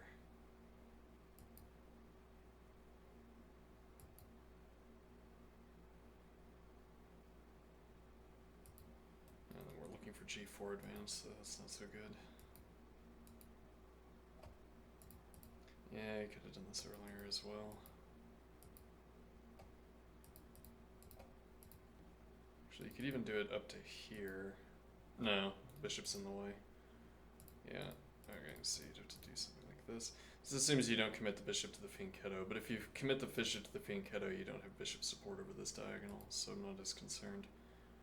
Okay, so if I do this immediately, then I allow bishop in. Okay, I might not care about that much. Rook on G2 and then G5 with Queen G4 ideas. Go for the advance anyway.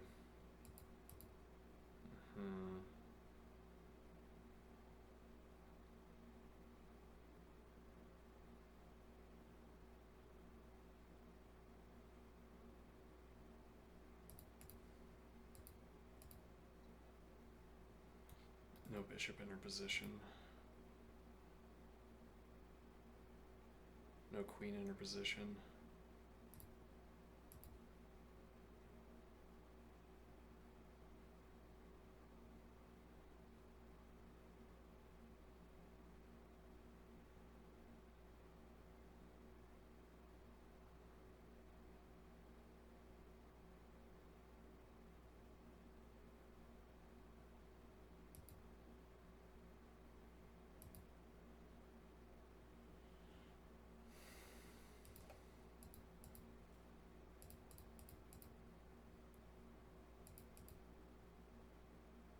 Maybe.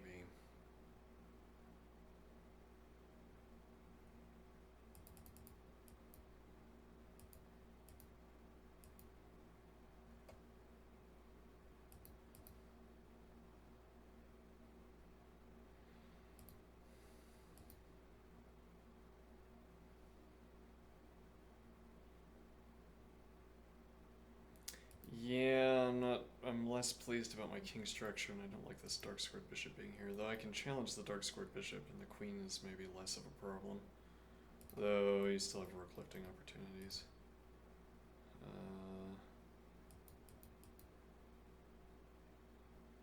Yes, F advance is irksome.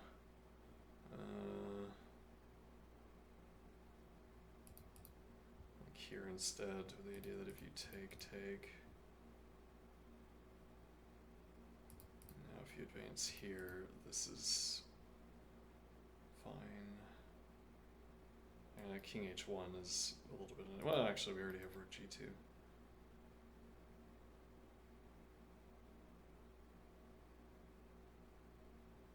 and then queen pressure against h5, rook pressure against g6. There's also ideas of bishop dropping back and having rook pressure and bishop pressure against e6.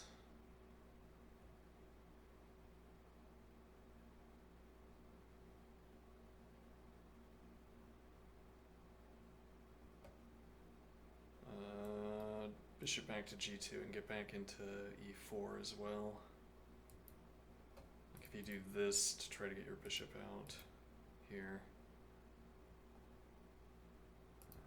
and you don't have a good option for doing this. Maybe here with queen support. Since I have a pawn here, heavy piece isn't going to challenge your queen.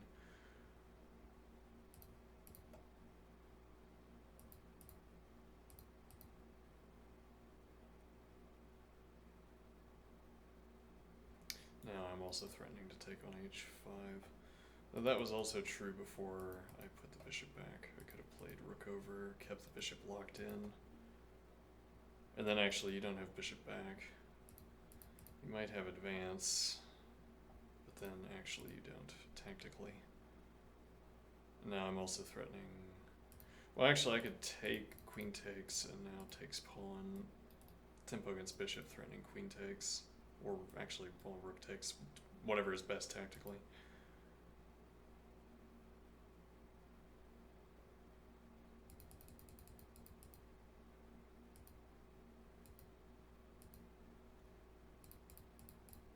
And then if you can't advance,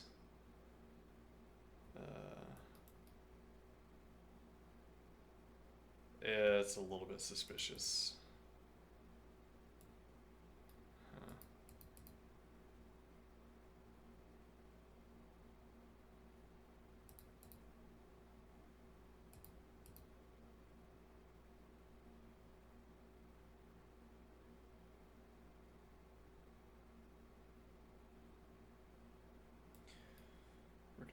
No, actually, yeah, you take both of these squares away from me. Now heavy pieces have to go on the back rank, though I still have g1 and f1.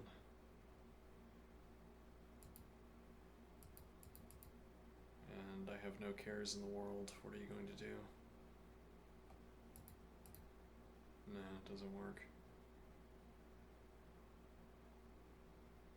Probably. Well, actually, that hangs the bishop, and it also hangs this. Yeah. Let's see.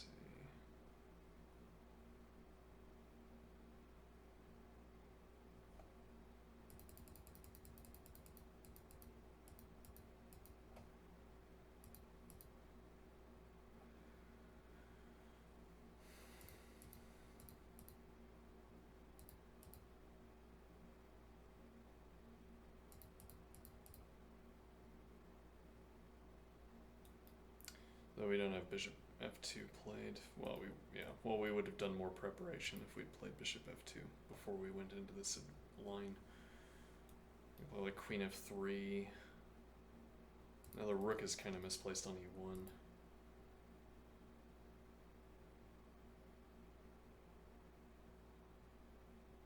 Yeah, it's a little bit of a problem. We don't have...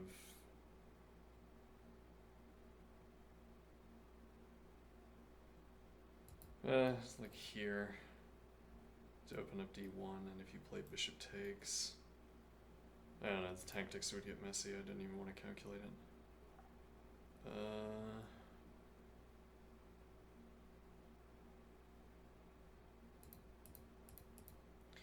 Yeah, this, if anything, seems like it'd have to be worse. I haven't played rook e2 yet.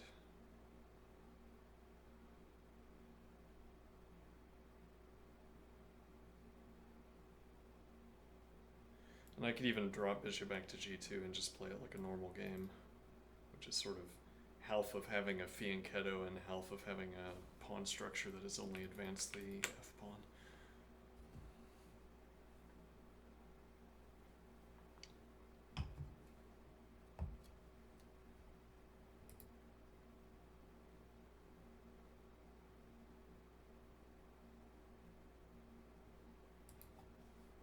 I'm suspicious of creating this backward pawn. Like, this move would be good. can't go for this kick.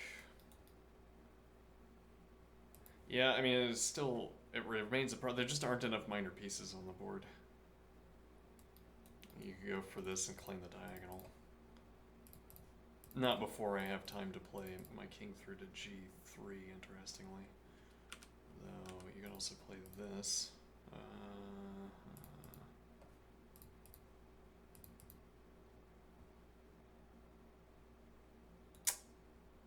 Incorrect. Well, actually, no, I mean,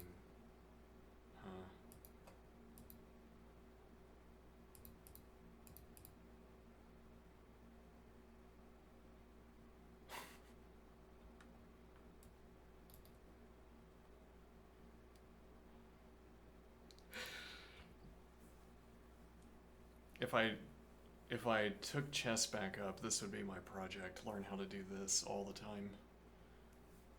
Just this horrible, like, why are you attacking my king? You're activating one of my pieces for free. I would otherwise have to spend like so many tempi to activate my king, but you keep launching attacks at my king, and it. But why isn't the king structure weakened? Why doesn't this lose by force? Where's the weakness? Where's the weakness? Prove it. I don't believe you. I don't believe that there is a weakness. Well, like, okay, is the king position, you'd say, well, in a normal way of analysis, you'd say, look at this king position. Well, you wouldn't highlight the bishops. Look at these pawns. This is horrible. You must be losing. But then when you try to find the winning line, it just doesn't exist. Oh, you got lucky this time that there was no way to force a win through.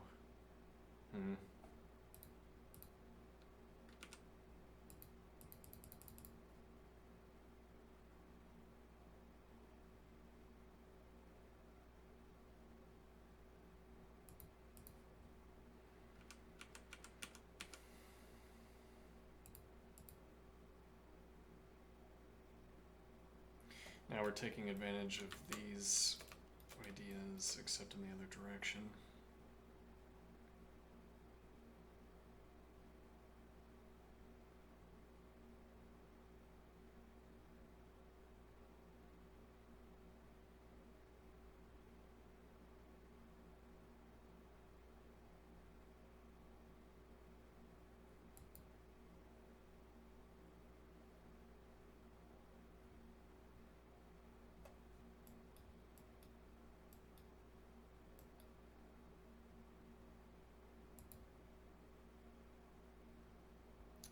King through to g3, bishop back on f2, queen or bishop on f3.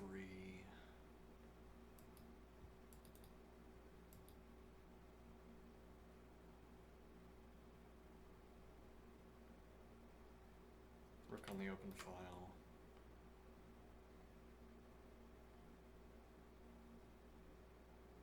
And then you have the queen go to b3 and shake. That's a good way of, good phrasing of this. And we also have alfil support, notably, for this pawn. Then you just shake the board with the queen until something shakes loose.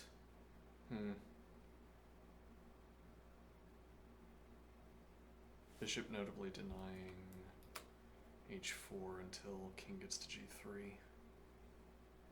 And then advance.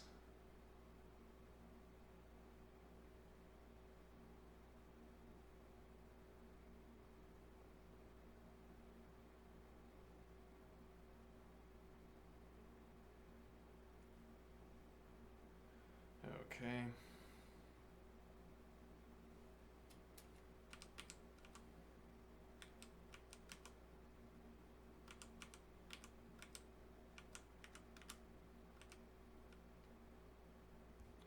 We were initially considering the possibility of rook takes. Yeah, completely different game. Yes, but my blessed bishop can land on d3. Why though? And actually, we don't have any coverage for this pawn. It's quite difficult to defend this pawn. Yeah, because my rook's not going to be able to maintain the rank, and then there's already queen pressure against this.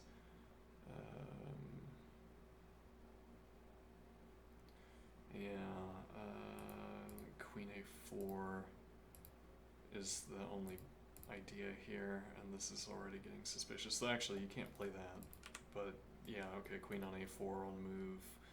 What is this, move 5? Move 14. Let's see. Bishop's in the way, queen's not looking at. Yeah, then it remains unclear why my queen is out and about.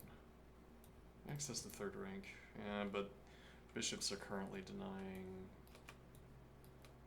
Well, actually, only 2 squares on the third rank. Yeah, though, I mean, this bishop. The bishops are mobile, I guess, would be the point to take away here. That bishops have a lot of options for denying access to third rank.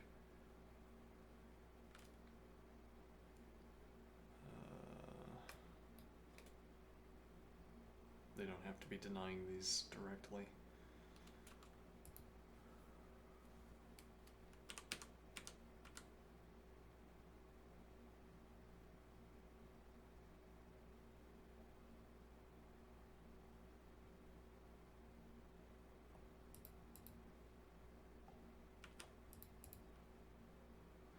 Yeah, the more keen problem here. Now, if you, well, yeah, you could do this.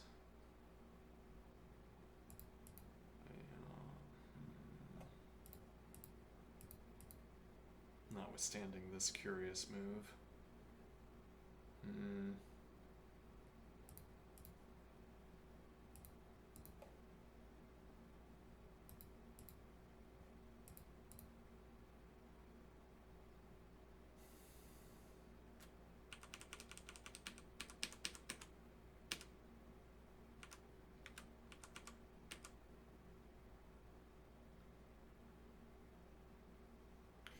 Yeah, another point here was the F advance immediately.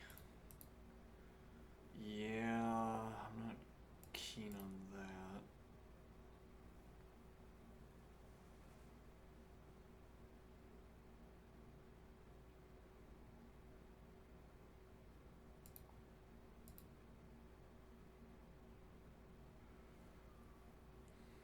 Might be difficult to claim that this is a weakness, though. Difficult to take advantage of the squares that you've created, though.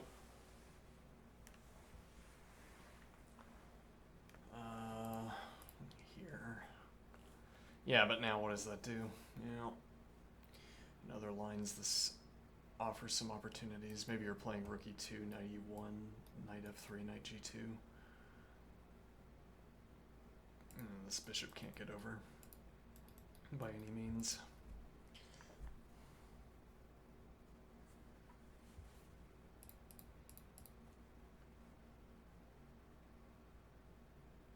Knight e3. Oh, why not? If black never takes, well, black is obliged to take, right? Actually, I could take immediately with the pawn instead. Yeah, other than recapture.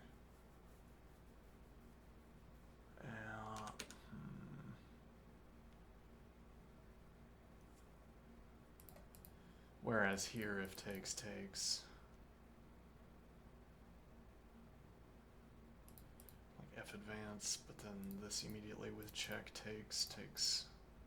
And this is on pre. And bishop. Let's see.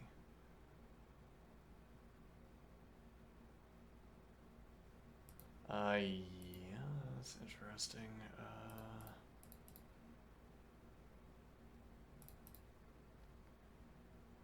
Yeah, I've kind of locked my own queen out of the game by doing that.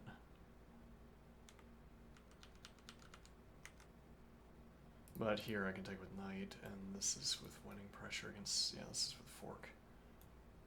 Pressure against that pawn, which might prove relevant.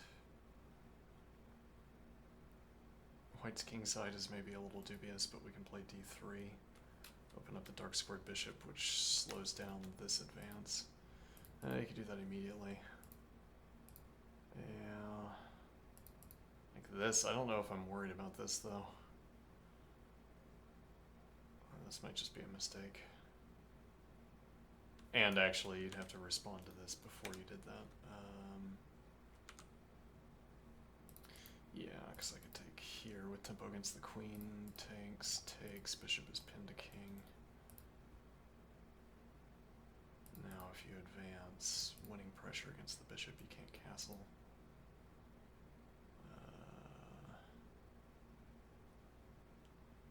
Also, this is on pre.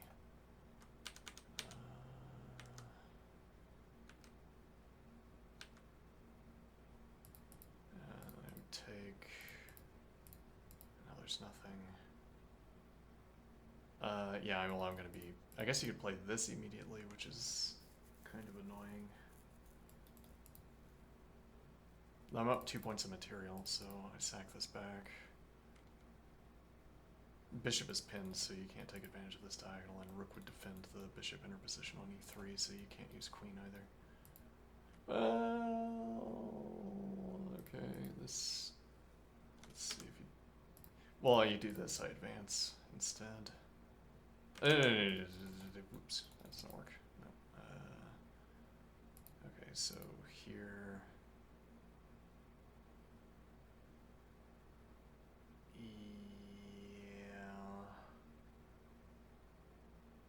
It's a little less comfortable. Okay, if I don't advance, well, I could go in the other direction. And actually, bishop landing on a3 to pressure this, which suggests castling immediately, but you don't have any pressure against c4, so now I don't have bishop a3, but I can take on c4.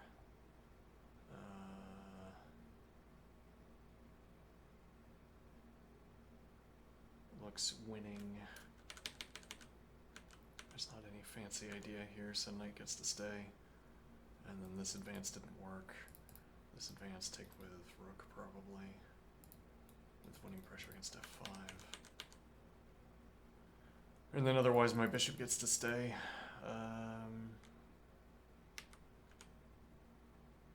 And here it's on the long diagonal, but it's also denying the advance on d3, and I have winning pressure, which suggests the capture.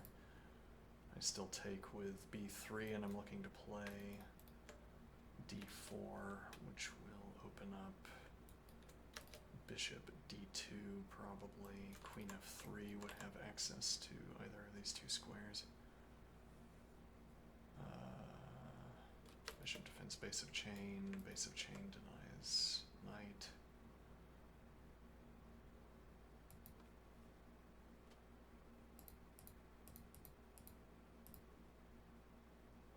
I guess knight stays put then. I don't know. I could also play bishop e3 to get more coverage on this pawn, specifically if I wanted, and cover this diagonal while I get up to f3 with the king. Denial on g advance, f advance. Okay, maybe we're not getting up to f3. We could also take.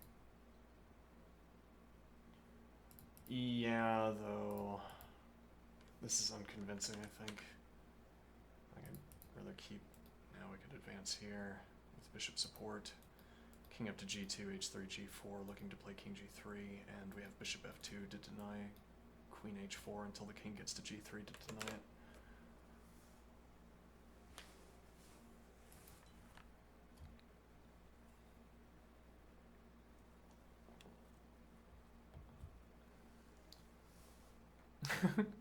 Yeah, well, I mean, if I start playing again, games are going to fall into two categories. Why do you keep attacking when I'm a piece up? And why did you move your king to the center of the board? Why did you follow through on this clearly losing line? Yeah.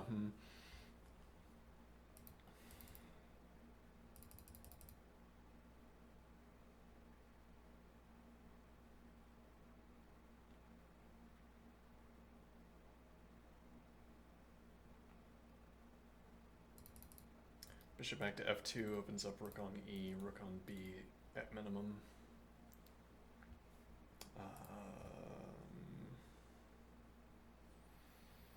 Alternatively, you're trying to move the knight perhaps around to d3. You could have rook c1 to support an advance, maybe. Nah, you probably can't block the queen or other heavy piece off and then expect this advance to work with only bishop support.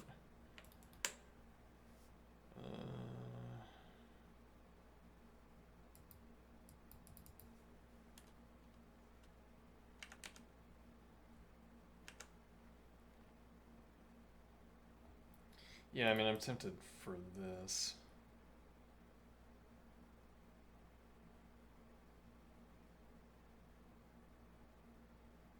And then we could play queen f3 early, maybe.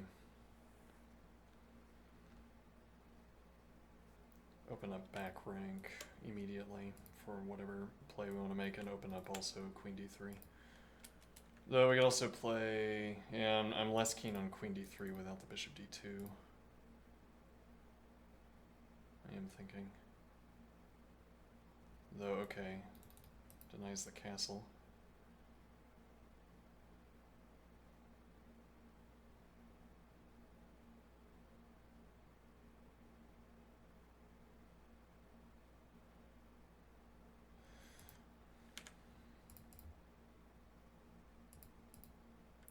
A different idea to think about would be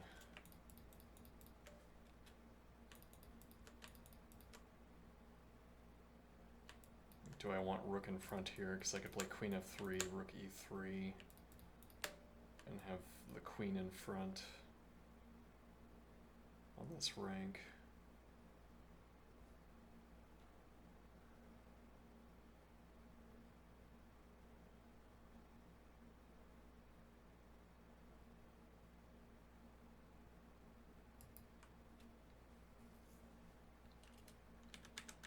Why do we have g3 in?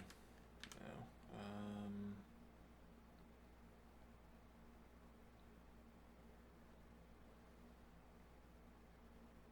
And difficult to see what otherwise kicks this bishop. Pretty much has to be g3, so just play it immediately.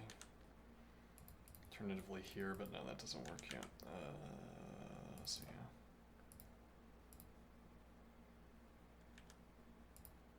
I don't know if that's going to be any kind of convincing change.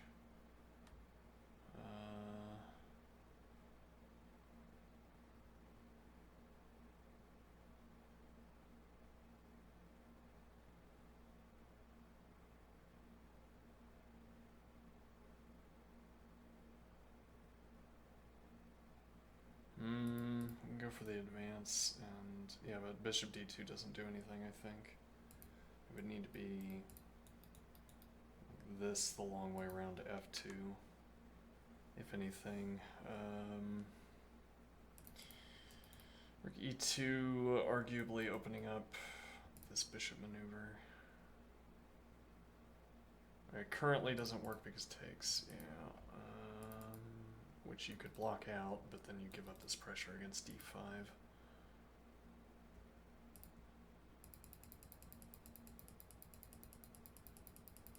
Yeah, it's like queen f3 instead. It's an early queen move. Yeah, the light squared bishop has a lot of options.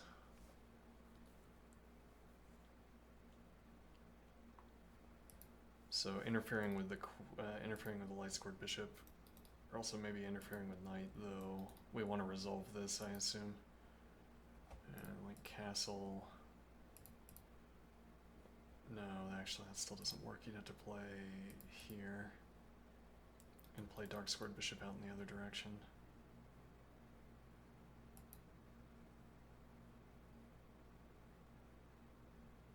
Now takes, which also reopens dark squared bishop up onto the position. So you have choice of a3 with tempo, b2 with fianchetto.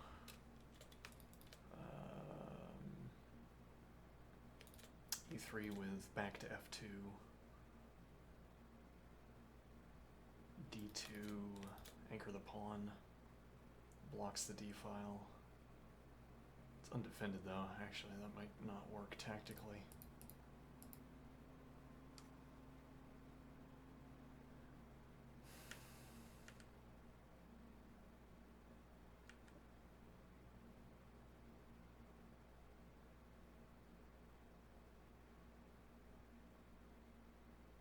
It's like we're making the argument it's always bad to take.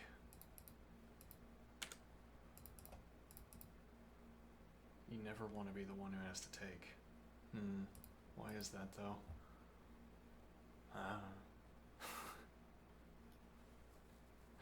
With tempo.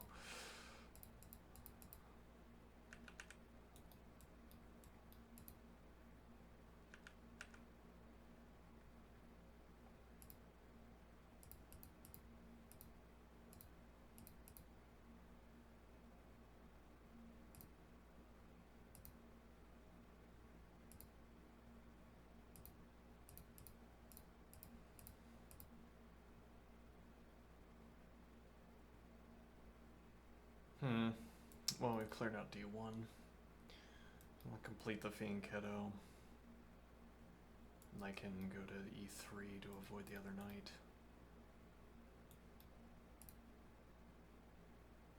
E3 to C4 or G4.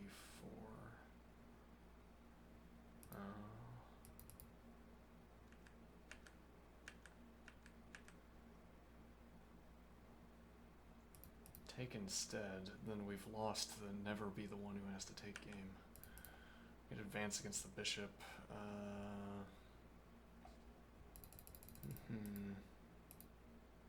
Never be the one who has to advance either, though, in this case.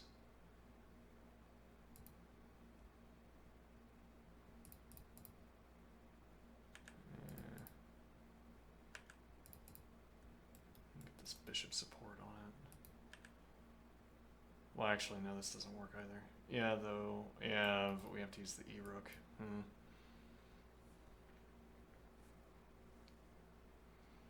Yeah, okay, we could play this, and we're threatening rook d1, and now takes, and we still have control over black's knight.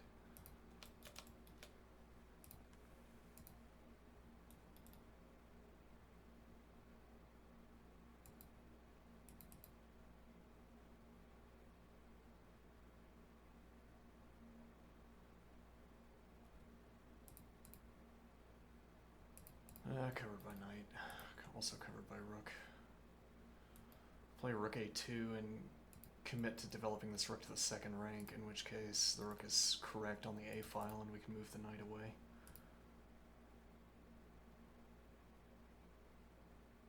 E3 maybe, though.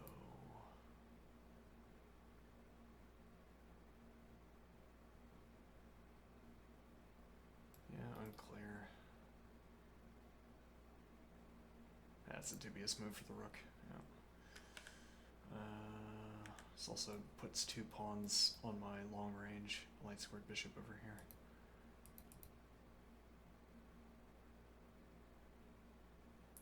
Rook on d1, I have knight and rook control over d4, so... Yeah, though. Yeah, that'd be a little bit difficult to justify. Knight would be stuck, but okay, I mean, I kind of like the knight here anyway. Rook d1 with tempo, and then we're looking to play... Well, unclear. I want the rook off the back rank so I can play bishop back to e1. And then we get... Yeah, though, like this positioning for the queen doesn't really hold. Yeah, though there are alternative ideas here. Well, actually, you'd have to play knight here at the moment.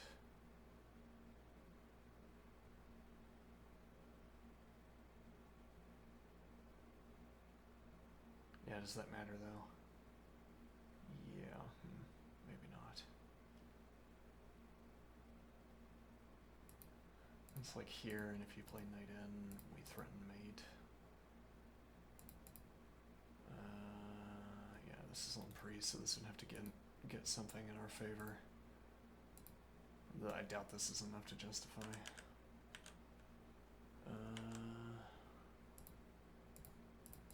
Yeah, and then interposing the light squared bishop. But here and now pawn. Like tempo against queen. Yeah, I kind of doubt this as well.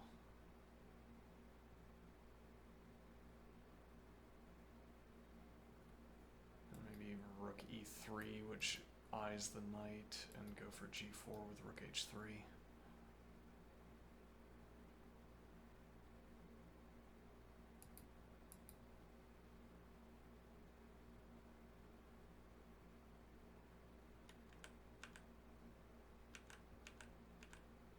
I'm gonna take a break here.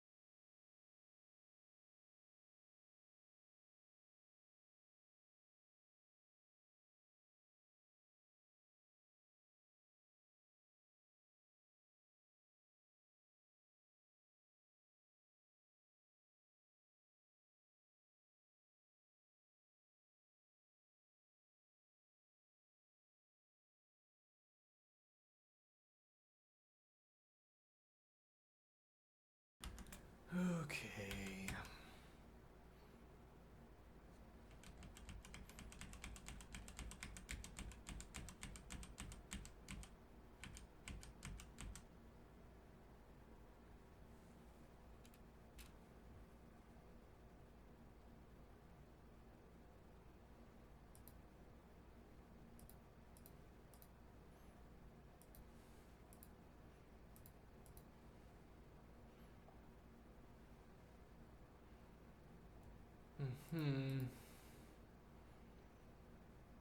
Yeah, that seems difficult to justify without the way that these are blocking the minor pieces.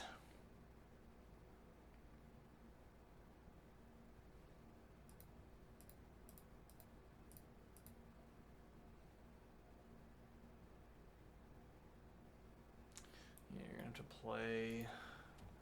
Yeah, though I might not mind doing what I'm about to do. Let's see. Here is a bit of an issue, actually. Yeah, you can't interpose anything. And because of the capture, you can't advance.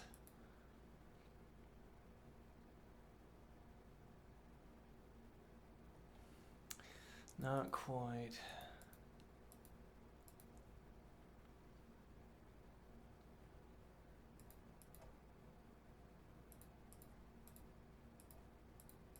Yeah.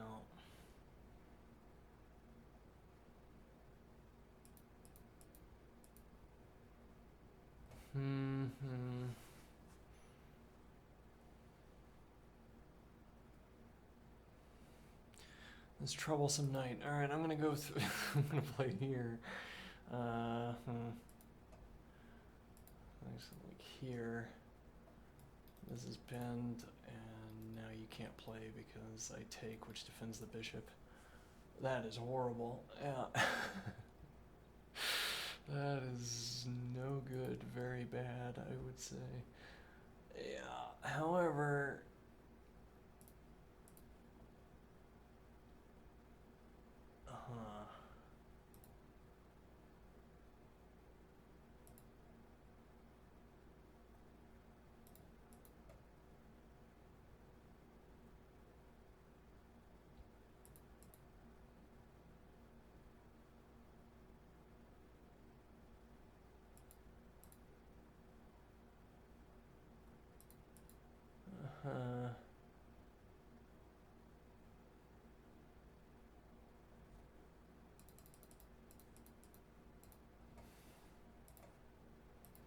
deny the knight move, and pin f6, and pin f6, correct.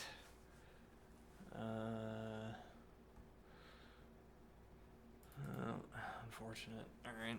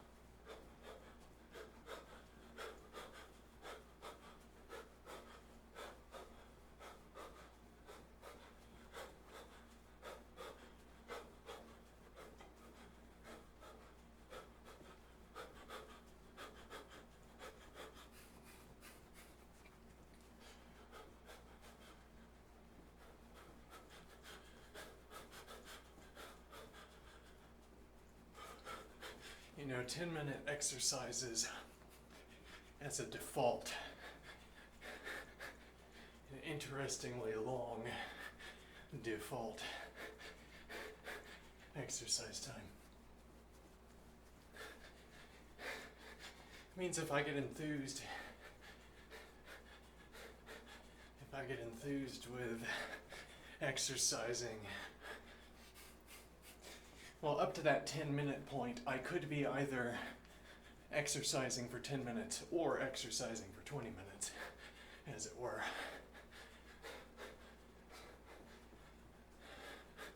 If I hit the 10-minute mark and I keep going, I can't have been exercising for 10 minutes. That can't have been the description that ended up describing my action.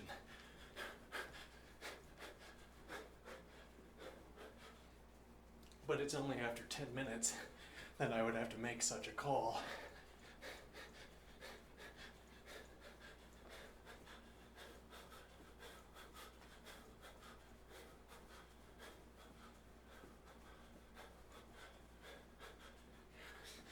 It's a fairly long exercise period.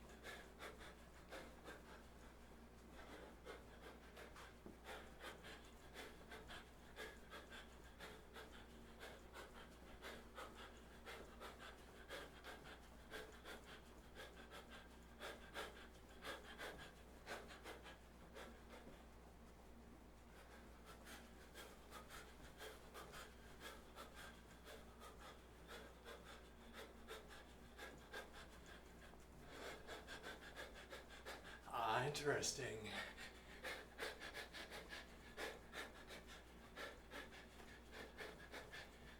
There's a general preference that we are better than our predecessors, right? This is overly involved of an introduction. How do we ensure that the next generation of commentators are all better than the preceding generation of commentators? We leverage the fact that the diagrams you can draw on a board can pack a lot of information into them if you practice at them. We take advantage of the fact that the previous generation has no idea how to use an analysis board. Curiously, though analysis boards have been around for so long, previous generation has no idea how to use them in order to relate ideas, except moving the pieces on the board. Which means that you're limited to talking about lines. You say, I have an interesting line here, and then you play through the line. Okay. And then you could briefly describe the positional characteristics that make a line work, for instance. Okay. As opposed to having, there's also this big impediment to analysis that if I say, okay, I want to think about how the pawn structure evolves on the queen side. Now what, am I going to play through a line that shows the entire evolution of the queen side?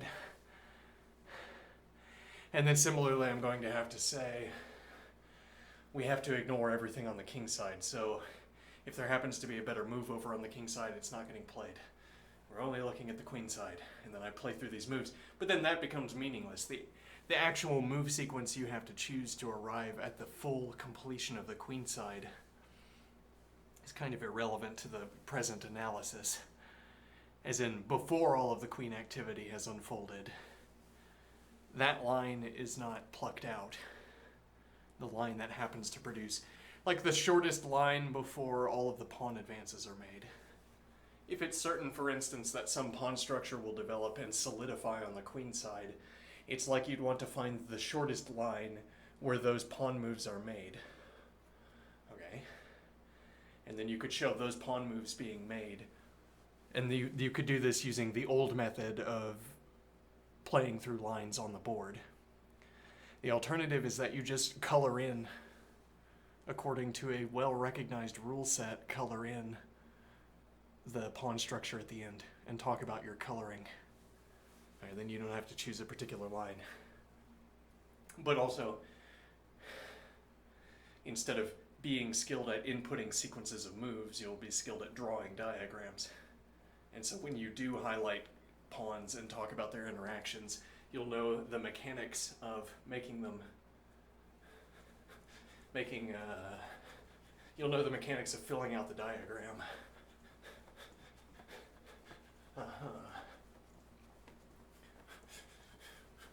Now what is the point?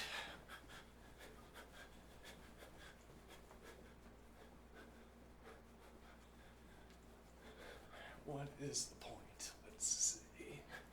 Right, well, as I fancy it, you should be able to draw diagrams on the board that make you better than the chess players who are playing the game.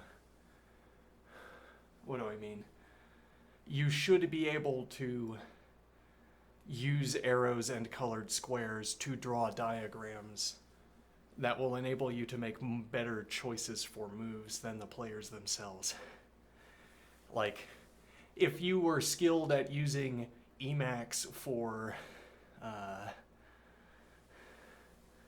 using Emacs or Vim, using NeoVim for arrows and colored squares, you'd be able to construct such colored squares and arrow diagrams as completely explained the salient ideas of the position.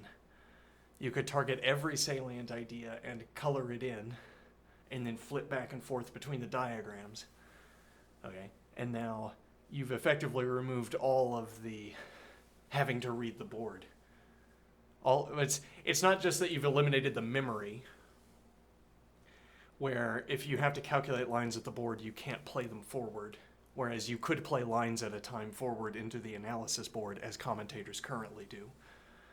But the idea here instead is that you talk about all of the positional characteristics and each observation gets its own diagram. And now if you were trying to think through these diagrams while playing the game, you would have to hold them in your head. If you made moves by performing this kind of analysis, you'd have to hold them in your head, which is an additional overhead cost on analysis.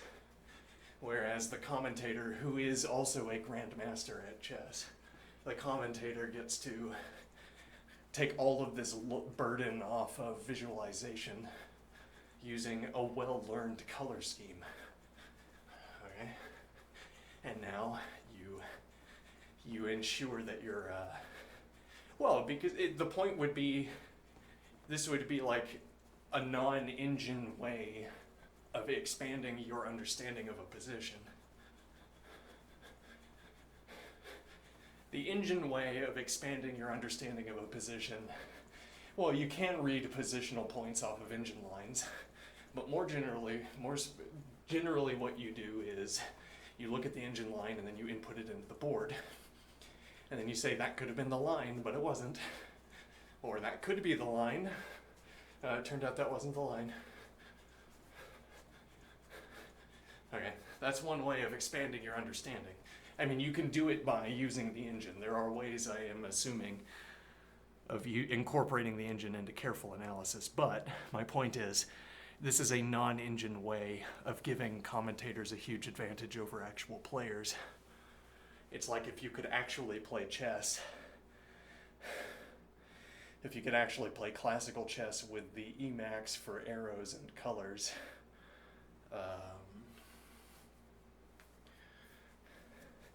or NeoVim. We both fit the description because all that I want out of saying Emacs is a editor where you have full control over keybinds, which means you can get fast. Well, why?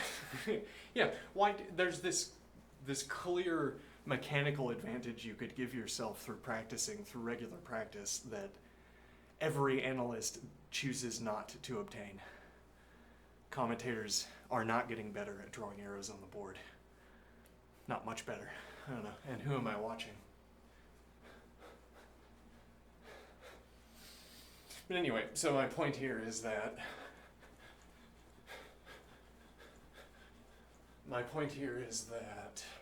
right, well, if you could play classical chess using Emacs for arrows and colors, you yourself would play better. Well, which is not quite true. What if it turns out that it's still too slow? Like, there's just, let me think here. So we're saying if you got fast at reading and constructing color and arrow diagrams, you could use them to extend your understanding of a position so that you could play stronger chess than someone who did not have this resource. The person who does not have the resource has to rely on visualization, whereas you get to rely on keybinds. You get to look at all these different diagrams you've constructed, compare them against each other. Well, why wouldn't I just write out lines instead?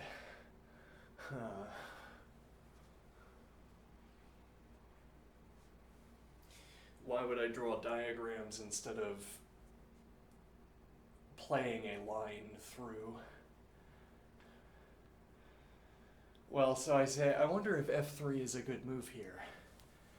Okay, and you say, well, the list of good moves has f3 in 10th, so no, it's not good. Oh, okay. And now when I ask, is f3 a good move, I'm flipping through different diagrams, and I say, what would happen if the pawn was on f3 in this diagram? How would these different diagrams change? Or I ask, yeah, if I have access to f2 for my minor pieces, or for whatever lands on f2, if I have access to f2 instead of f3, how does this diagram look? How does this series of diagrams look?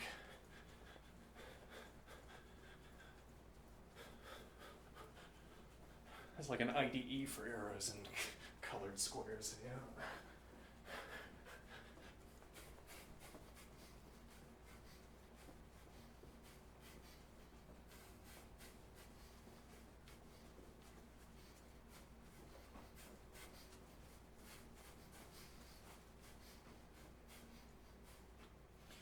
Okay, and now you, in a better position than the players themselves to understand a position, could even be worse than the players. Or, even more to the point, you wouldn't have to agree with the players about what's best.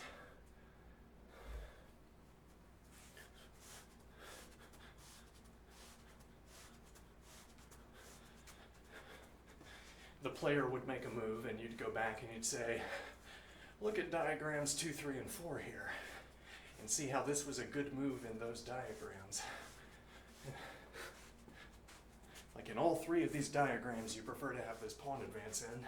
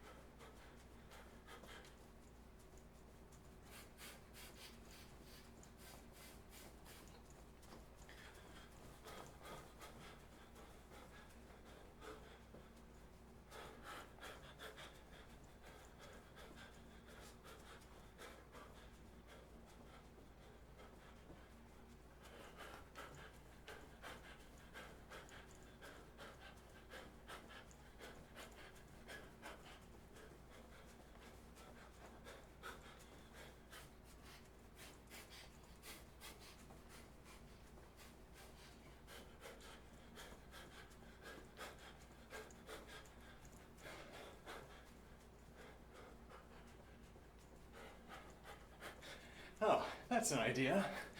Vibe coding in the other direction.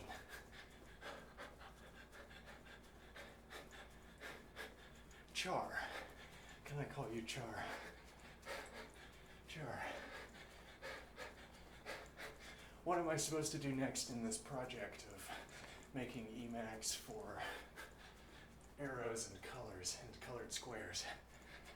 Colored arrows and colored squares. Well, I reckon you're supposed to and I say, all right, sounds good to me for all I know. And then I do the manual labor. I do the coding up of the modules based on the best reasoning I can come up with.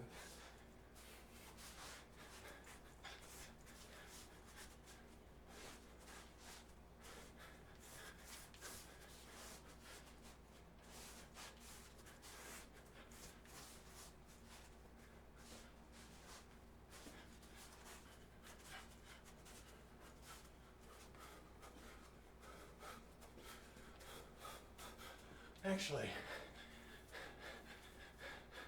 the Janet programming language that I've been hearing so much about recently. The idea of having, I'd have to look into the particulars, but the idea of having access to Lisp in C. Why would that be interesting, I wonder?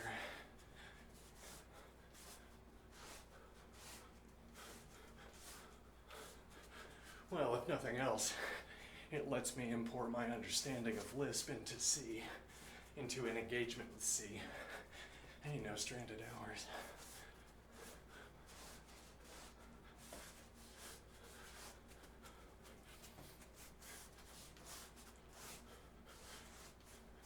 Yeah, if I was going to learn C.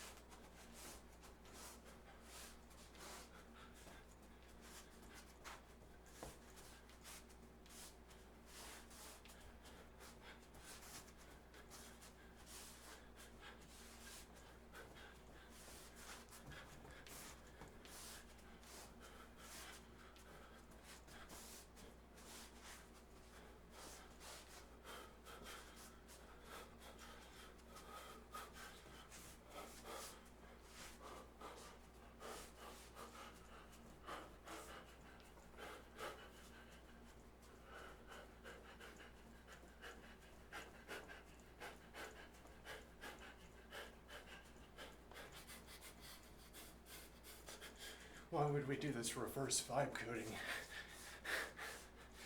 I say, okay, here's the idea. I can solve LeetCode problems. You know what LeetCode problem we got? You know what LeetCode problems are? Model, char, can I call you char? Do you know what LeetCode problems are? Okay, so we're gonna solve a series of LeetCode problems, and at the end of it, we're gonna have Emacs for colored squares and arrows, okay? Tell me, can you conceive of a routing where we have LeetCode-like problems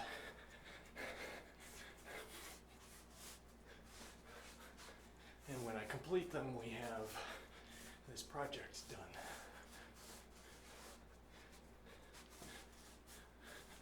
Just tell me what comes next, I'll do it.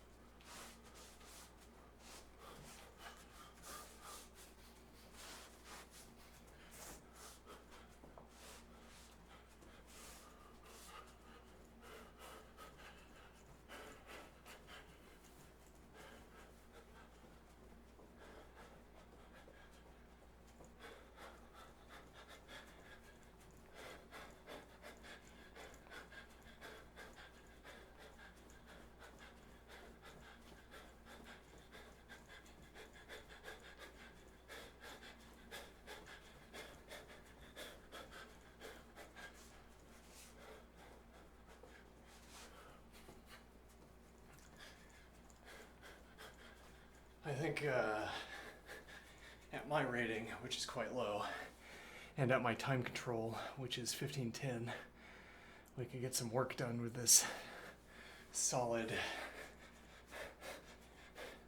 ever solid king structure, the moving castle. I think in the lower ratings, people are gonna say F3 weakens the king structure, so my opponent has weakened the king structure, so we should be hurling our pieces at the king structure. And then all of our games are going to fizzle out with me queening and the opponent resigning, because they're gonna trade down into a losing endgame per force, and then I'm gonna capture a pawn at the end, and I'm gonna be a pawn up, and then I'm gonna grind them out in the endgame. The idea is that an attack against my king structure is never going to work, because there are like 4 minor pieces around my king somehow, and they're all harmonious. None of them conflict with each other. A miracle of engineering. 5 pieces on the king side and none of them interfere somehow. So that's the kind of the dream. Okay, and you can't attack it, but they'll try anyway, right? Well, they're attackers. They've been told, or they think their chess personality is attacking. Okay, maybe that's true, huh? That's generally what they do. And they're gonna attack it, and they're gonna fail. And they're gonna mess up a tactic.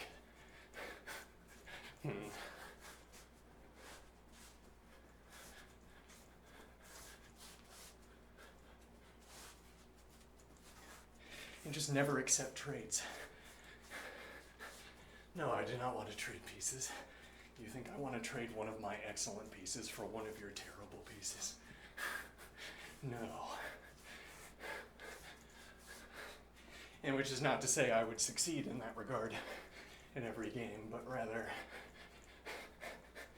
if I always so insist,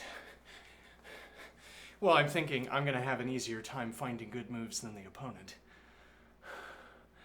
Well, because a lot of these development options, these defensive development options, take multiple tempi. On the other hand, the opponent can't stop me from pursuing them. So if I ever get a spare tempo, and there's F3. Now I have F2, very good.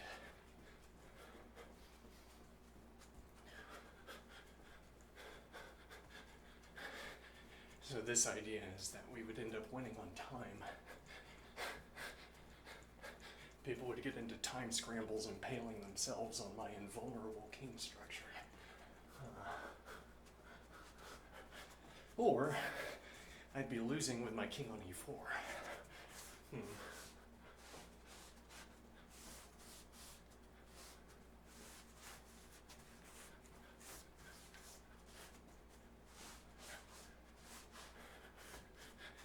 Just go back to playing Chaturanga. Chaturanga with 2 furzes instead of alphils. And then the advisor is just a copy of the king. And you have to mate both kings.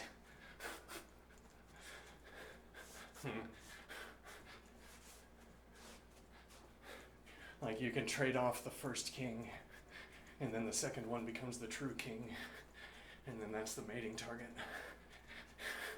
On an 8x8 board, yeah.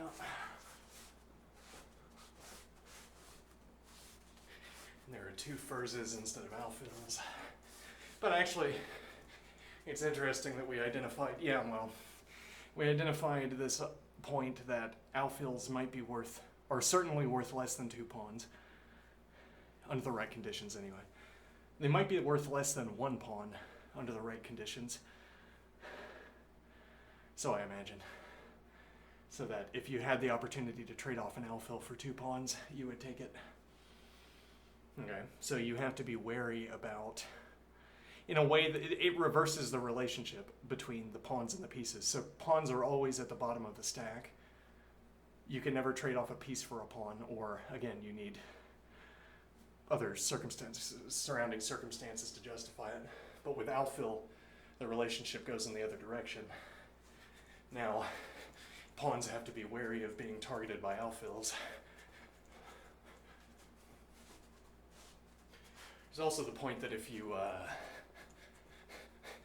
advance instead of defending the pawn, interesting. So an alphil is targeting your pawn. You advance the pawn instead of defending it. Now that square is available to the alphil. Interesting.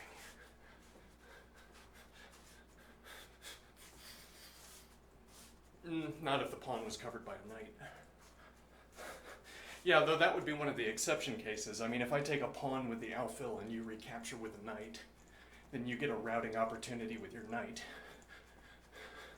You get the opportunity to reroute the knight to the other side of the board, for instance, or through a dangerous area, and then select its long-term position.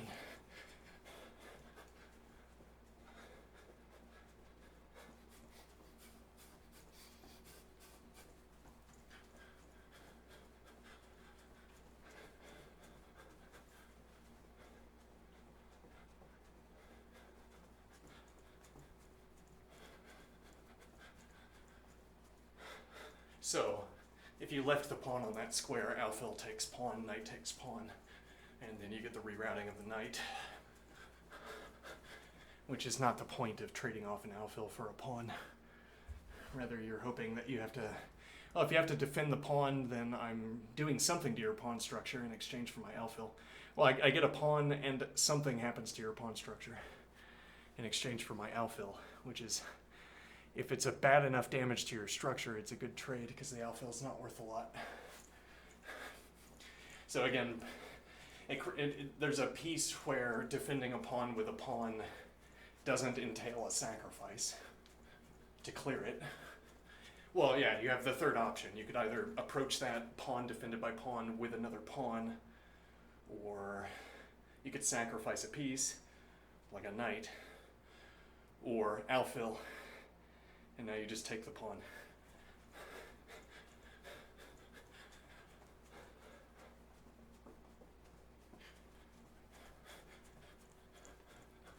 Interesting.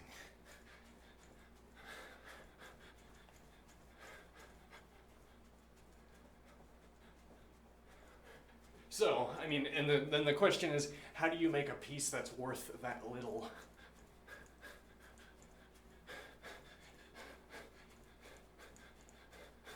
Furs is a candidate, but I'd say the furs is worth more than a pawn.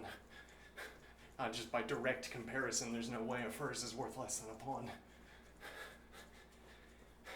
Just a numerical analysis of saying that the alphil only covers 1/8 of the board tells you something about the value of the alphil, I think.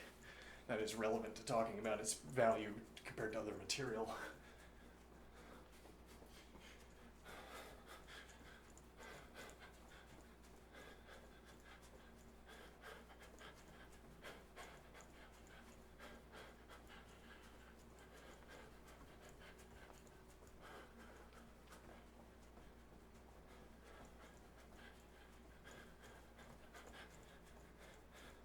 So again, difficult to design a piece. Maybe it would be the furs, except it moves up, down, left, right instead of diagonally. Not so many other candidates. How do you make a piece that's worth as little as an alphil? Is there a more interesting piece that's worth as little as an alphil? Would be a related question. Now rephrasing, an alternative piece you could design.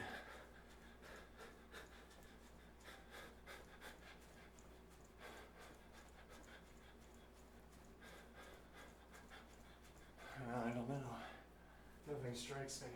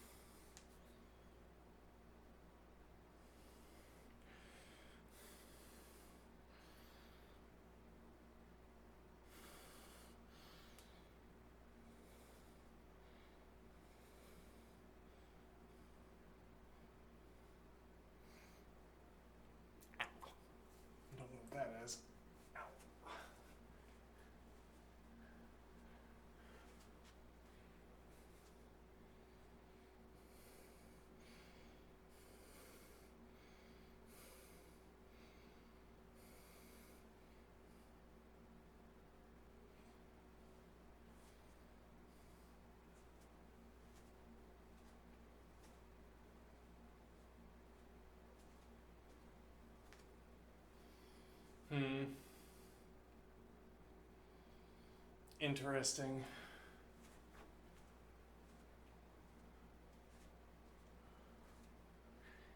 So, what little we've learned about Emacs, you can copy the contents of buffers to other buffers.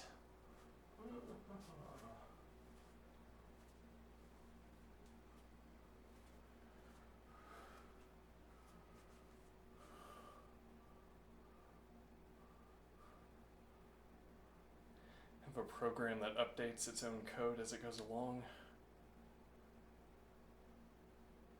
Copying functions into modules and then deleting them.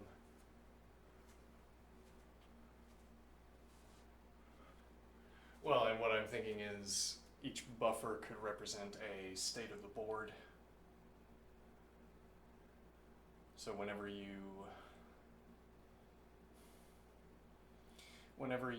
so you'd need to open up a new diagram, okay? So each time that you want to bind a diagram, you have to open it up.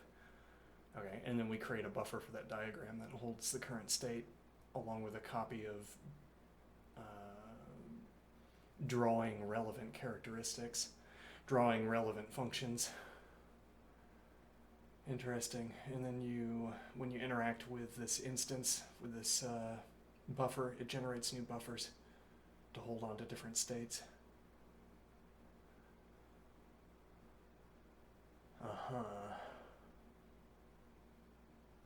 Interesting. I don't know what we do with that though.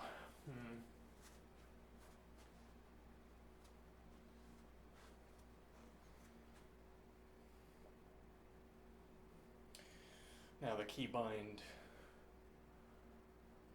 for a buffer, well, a keybind to load a frame would load the buffer. Okay. A convenient layer of abstraction between the interface and what we're showing based on usage of the interface. So I press 1, that's my key binding for a diagram, and pressing 1 is bound to selecting that buffer. Okay.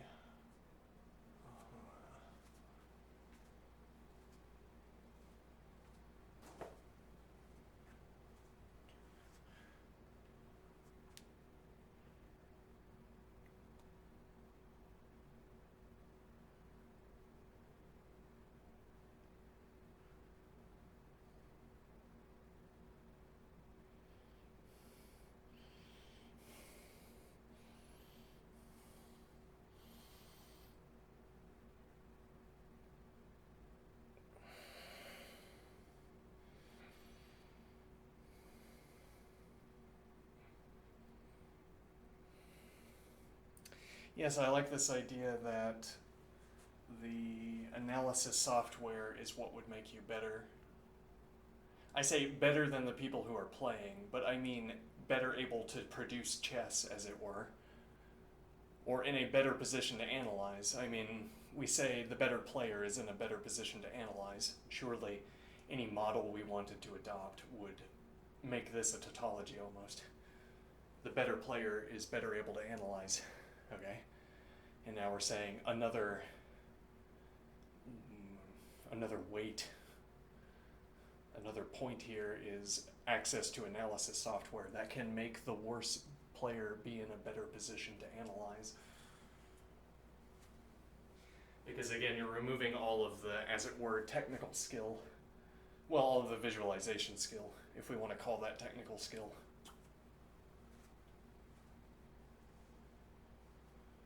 We remove all of the barriers based on memory, visualization.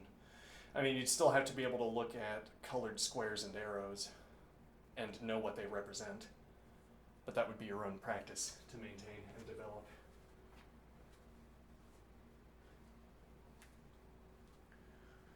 Okay, and now, well, and the peak here would be you get the former best players to stick around.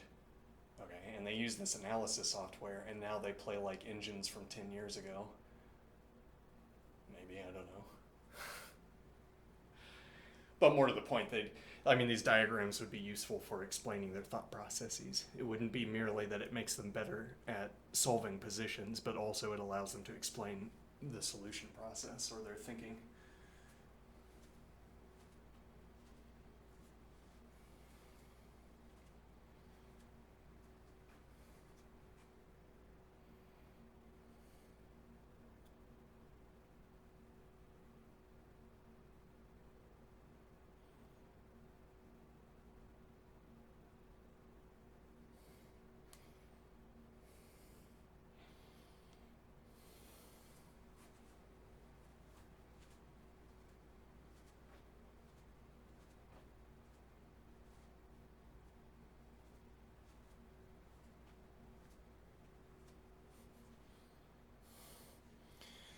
Okay.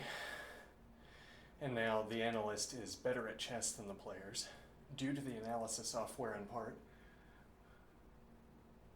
Okay. And then there's no more of this, oh, I played through a line. Oh, you missed, no, go back. No, that line's bad. No, yeah, here, the 10th move in this line. No, that was a blunder. We have to go back before that. No, but then if you can't play that, we have to go further back.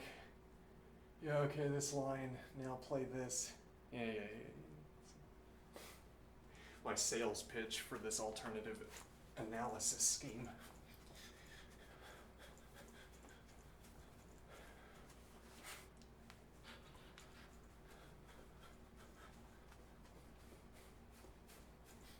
Well, it would be odd, I am thinking, if the incorporation of this entire formal system of colored squares and arrows did not enable more careful analysis. If there was no method, no practice you could maintain using these tools that left you better off than not using them.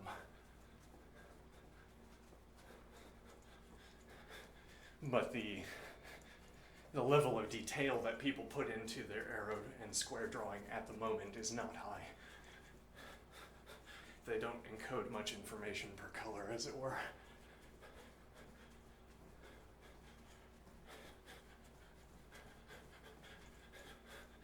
Now, one of the ideas would be, like an alternative direction you could go is have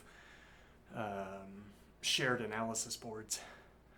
Okay, and you could have up to 4 people using an analysis board. Well, 3, reserve yellow.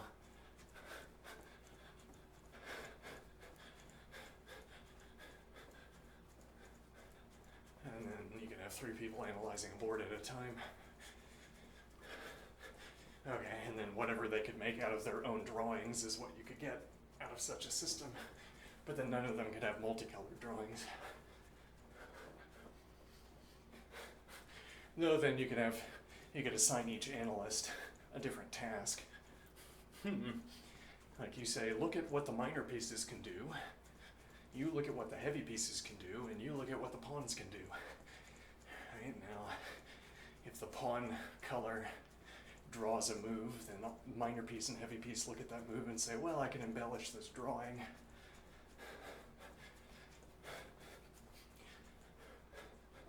And then you get both. Well, yeah, you get the intricacy of having multicolor to reference different points, different ideas. And you get more than one person per the file.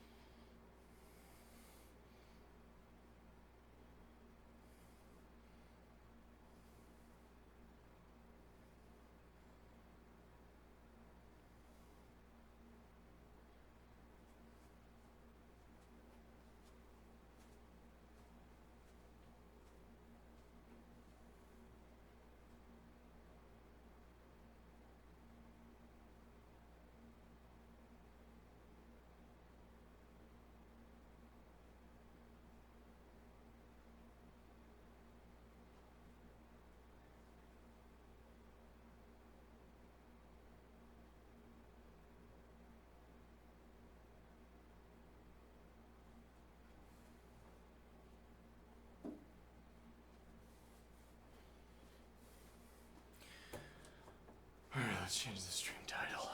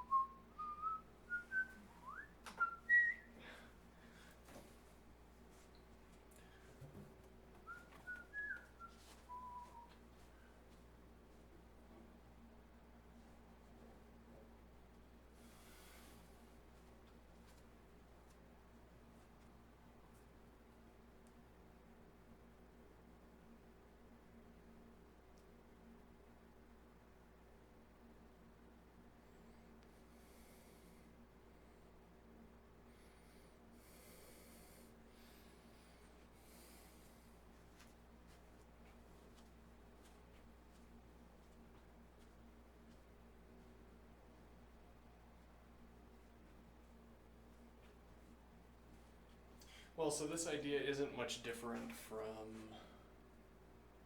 this idea of reverse vibe coding. Is effectively the same idea as, well, it's like follow the model around, picking up the hallucinations and making them real.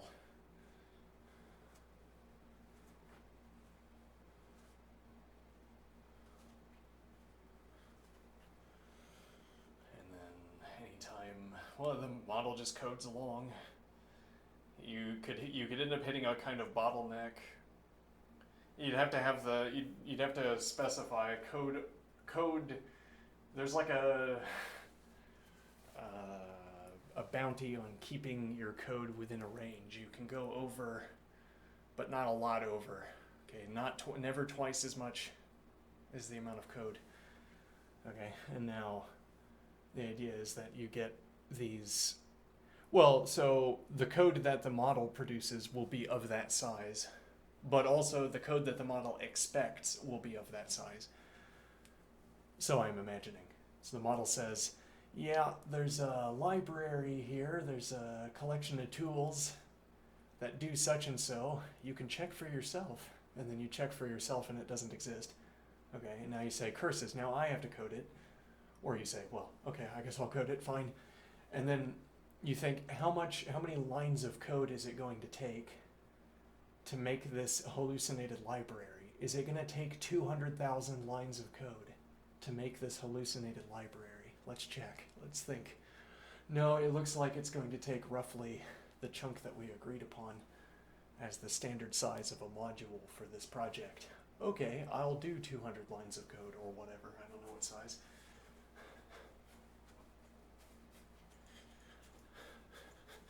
And if it's possible to come up with dummy data in the meantime. Or you could say, okay, you play along like, I'm not sure that dependency works, but I'll take care of it. In the meantime, can you create a dummy pipeline for data that will simulate the data that reaches this point and then is exposed to our function? Okay, and then you have, well, it generates a dummy data source that hopefully works, or it tells you to do it. And then you're as bottlenecked as that sequence of decisions, that sequence of junctures has left you. Are you at a bottleneck? Could it be that, well, it could be that the spoofed data, the simulated data works, and then you're not at a bottleneck. So the model can keep going forward without leaving a bigger backlog behind.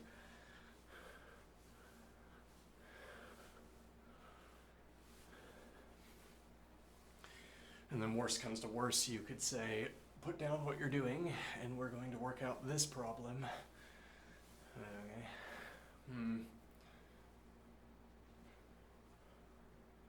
Nah, I think we just have to do squats. I think I'm gonna regret pushing my upper body too much more.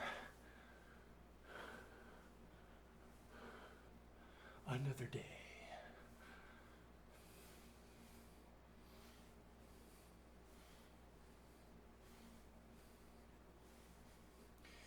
All right, so now that we have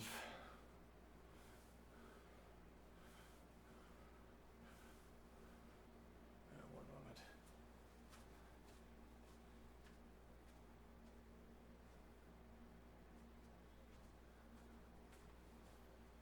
Now that we have now that the championship is over, I assume, I mean, maybe they keep playing. I don't know, that would be strange, wouldn't it?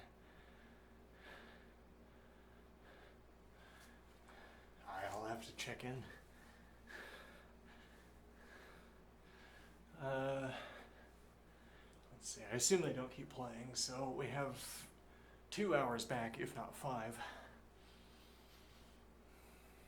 And what are we going to do with those 2 hours, 2 to 5 hours? Yeah, back into Emacs, I reckon. Emacs, yeah, we need to keep getting the plotting software with Racket.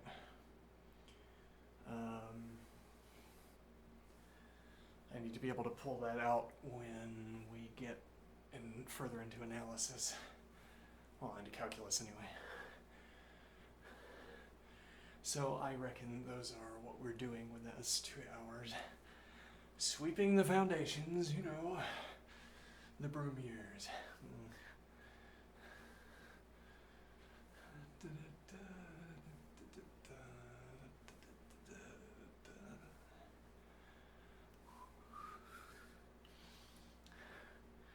Sweeping the foundations, you know. Need to know Emacs, need to know set theory, need to know notebook interaction. I mean, the calculus book is like a theme park that tricks us into learning how to use a notebook.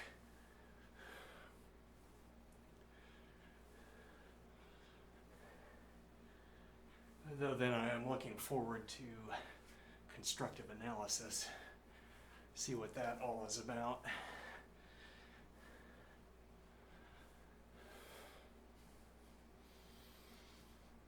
Which I suppose will take place after calculus.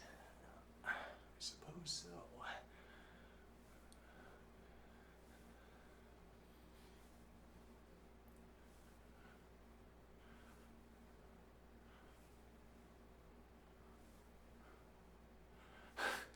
We could read constructive analysis and then read through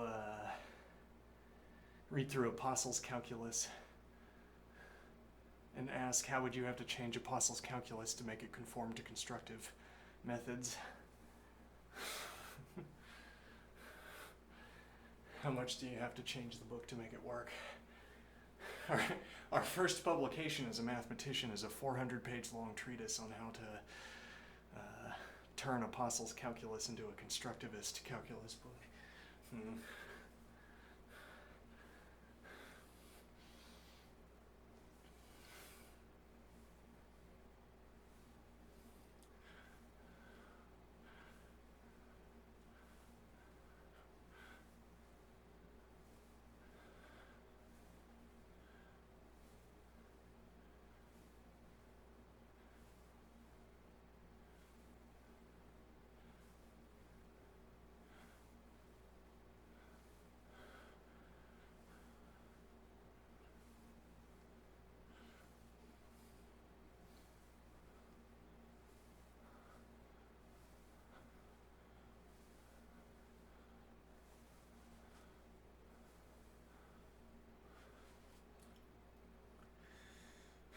Rid myself of the jeans.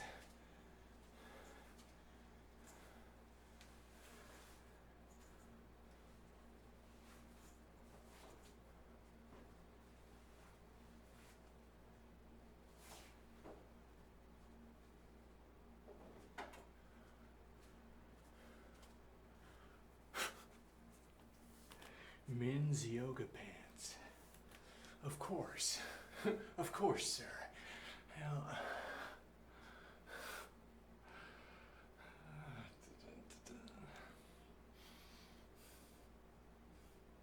Did I say yogurt? No, yoga pants, yeah. Probably search for cotton leotard pants. Something like that, I don't know.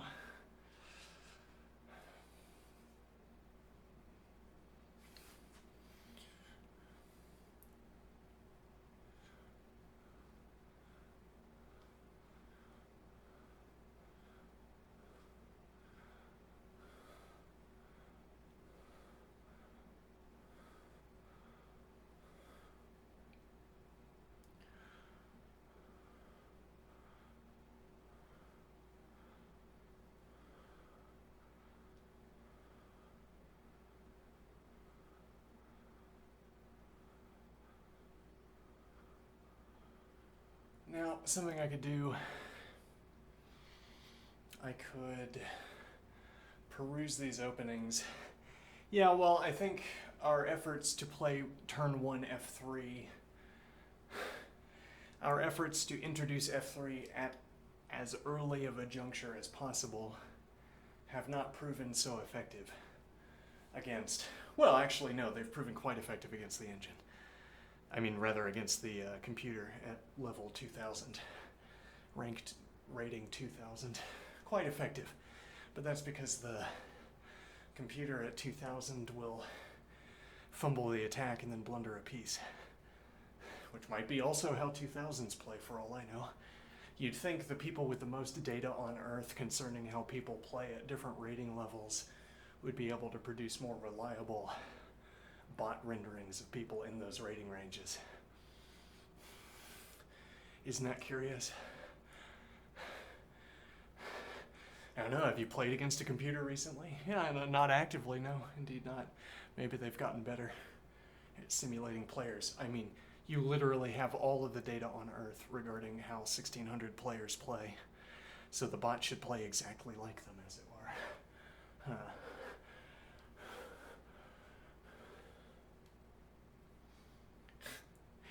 Well, I mean, if you merge data sets with Lichess, you have all of the data on Earth concerning this activity.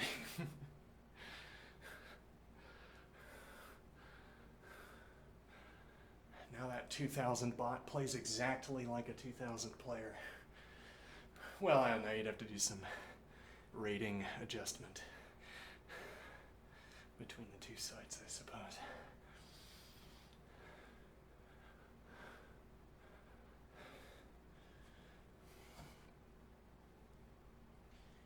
It's correct that there is not another source of data. It's not obviously correct that that is an adequate source of data to construct the model that we're talking about.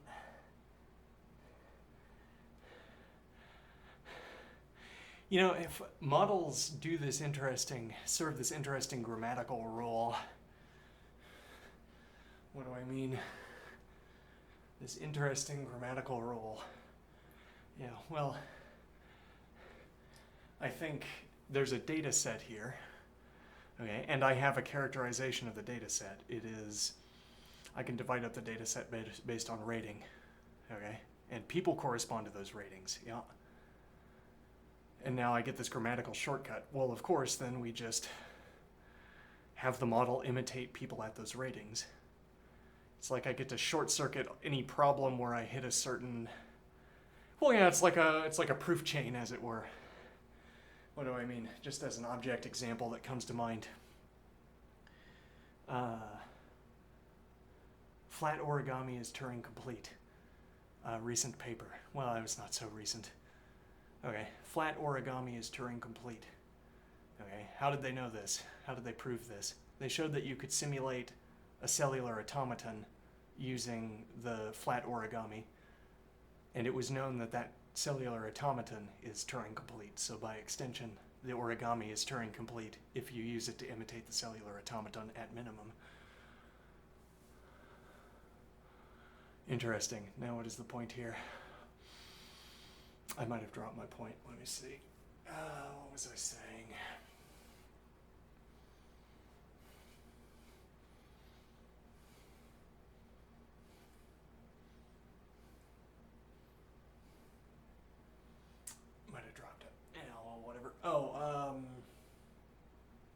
Right, I'm saying that models give us this kind of proof short-circuiting.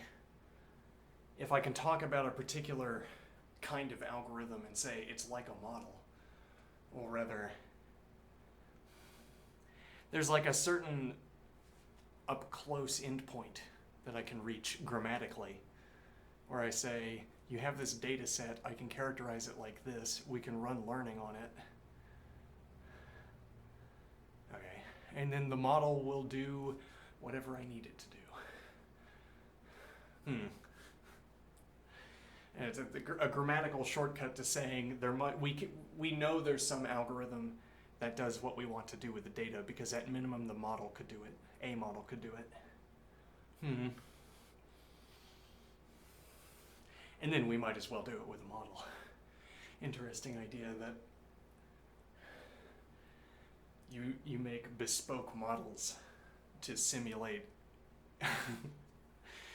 You construct models to simulate algorithms that you don't need to be perfect. And the point is that instead of coding the algorithm, you code a model that produces outputs that are sufficiently similar to what the algorithm would produce. You have to pay some overhead to make it a model, but then who knows what overhead you thereby save. Interesting.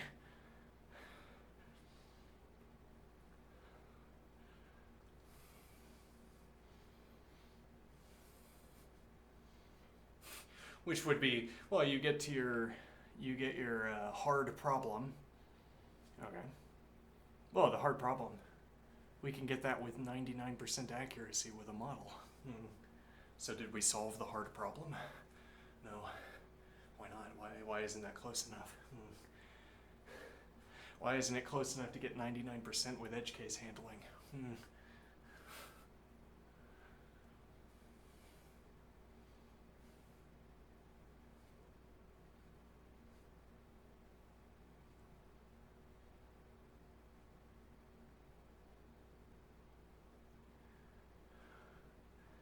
Why can't I have my Racket programs crash and burn and then do something with... Why can't I say global error handling condition? Okay, at the top I say if error, come here. Okay, there's the error slot in the code. It's always at the same line. If error, come here. It's a go-to, yeah.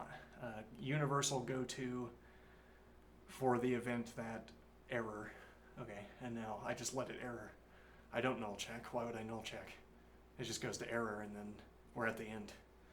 Anyway, in this case we're just at the end at that point, so I don't have to do anything special. I just say, oh, well then that list must be done baking. Take that list out of the oven and let's keep going. That's what we do with the error. Why can't I do that? Maybe I can and I just don't know yet. Maybe.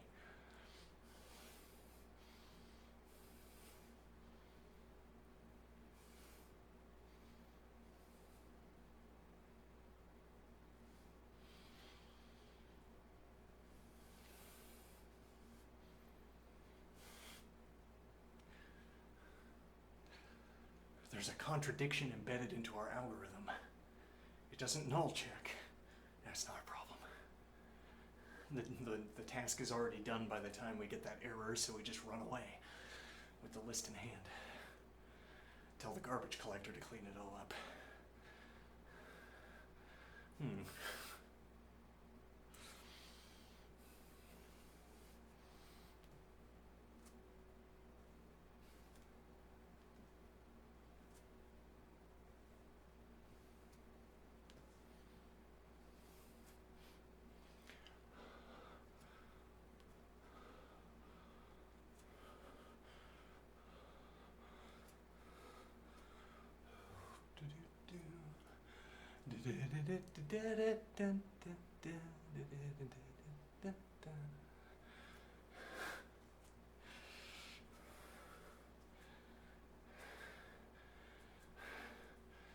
Often I reflect on the character Peer Gynt.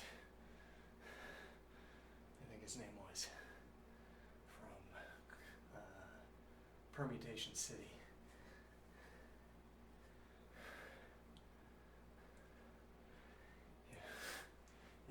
book. This person. It's a sci-fi book. Permutation City. If you, we'll summarize it this way. If you can afford enough computation, you can live faster than the speed of the world. You can be simulated faster than the world. Okay. So, what people who are exceedingly rich do is they speed themselves up to be faster than the world. And then the world just stops, and they can spend as much time as they want. Sort of doing whatever they want to do. Peer Gynt just learns how to do everything. Stops the world and learns how to do everything. That's actually not a summarization of the book, but it gets the idea across. Learns to do everything. Spends 100 years carving chairs. Just spend 100 years here just...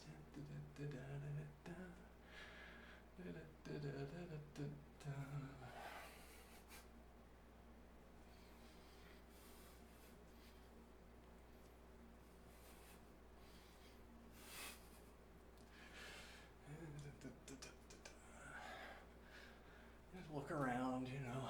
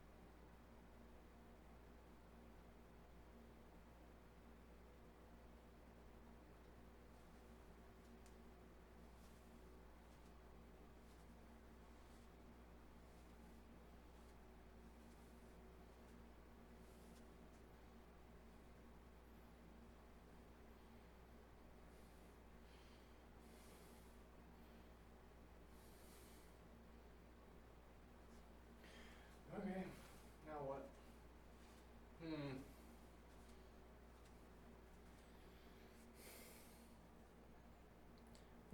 Now that I have my pants off.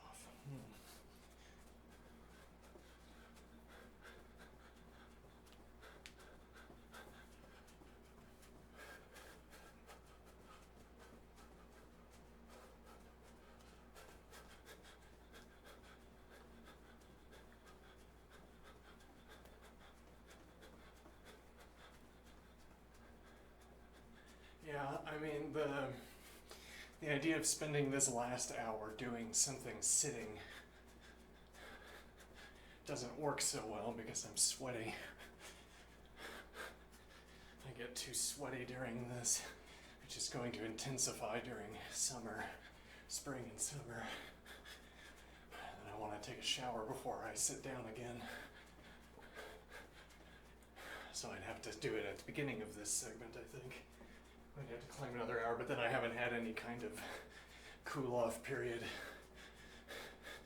Yeah. It would be 3 hours into 3 hours into 2 of this, back into 3. Better division would be 5 into 2 into 4. Well, 5 into 2 into 1 into 3. But that would require me to sit down and do some kind of concerted effort for an hour.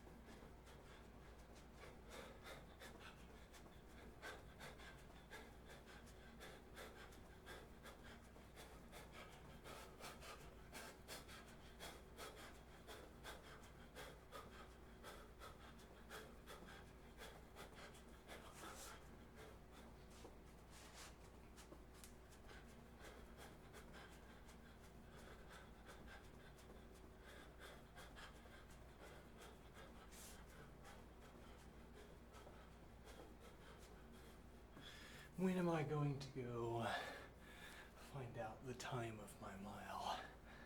I don't know.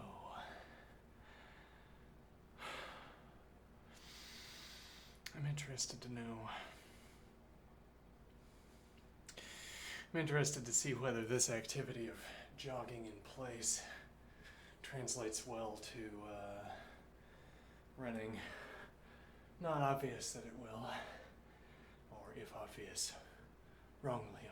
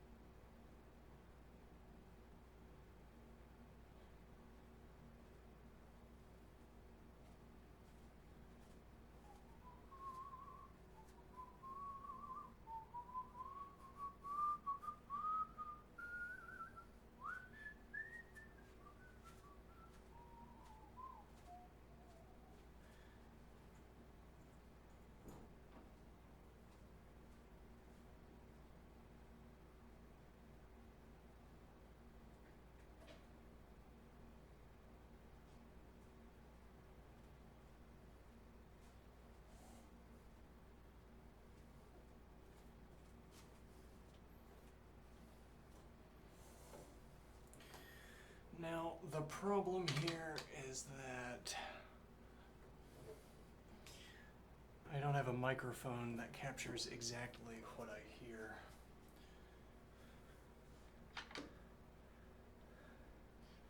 That, I wonder, is that what would get me to buy an expensive gadget? Microphone that loops around the ears. And whatever I hear, the microphone hears.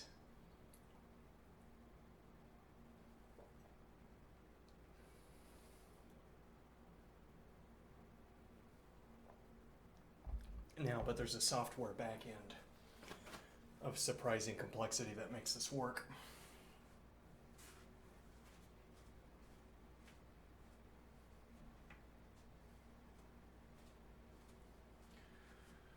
Where I have my, well, I calibrate with the microphone. So I listen, you play a tone, we undergo a barrage of hearing tests with the microphone that hears exactly what I hear. Okay. Why would we do that? Why wouldn't we just have a microphone that's even better than my ears? I want a microphone that hears even better than my ears. We don't do that because the reason I position my head where I do is because of what I'm hearing there. Now, if you hear something other than what I'm hearing, you're not hearing the explanation for why I've positioned my head where I did. As if I'm looking around with my head. What am I looking for? The position my ears have to be in order that I hear something interesting. It's not uniform, notably, with the copper reeds. Okay, so I don't want something that hears better than I do. I want something that hears exactly what I do. Now, part of that I am thinking, exactly. But part of that I am thinking is that the model would have to know why I stopped where I did. It would have to be able to pick out the interest that I found and that led me to stop my head where I did. So it would have to be scanning the sound and trying to figure out what in this sound is what is interesting, what motivated the person to stop here. Okay, and then it captures that, I guess highlights that. Okay. And now, when I play back, it's as if I'm hearing it for the first time. It's the same. Yeah. And now the point is that I can use my ears as a reliable guide. It's a little bit absurd at this point that sound engineering has not advanced to the point where I can use my ears as a guide for where to put a microphone.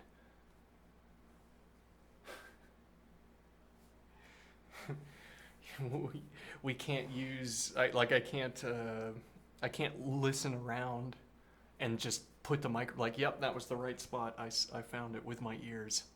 Some of the finest implements I have, I found it. Let's put a microphone there.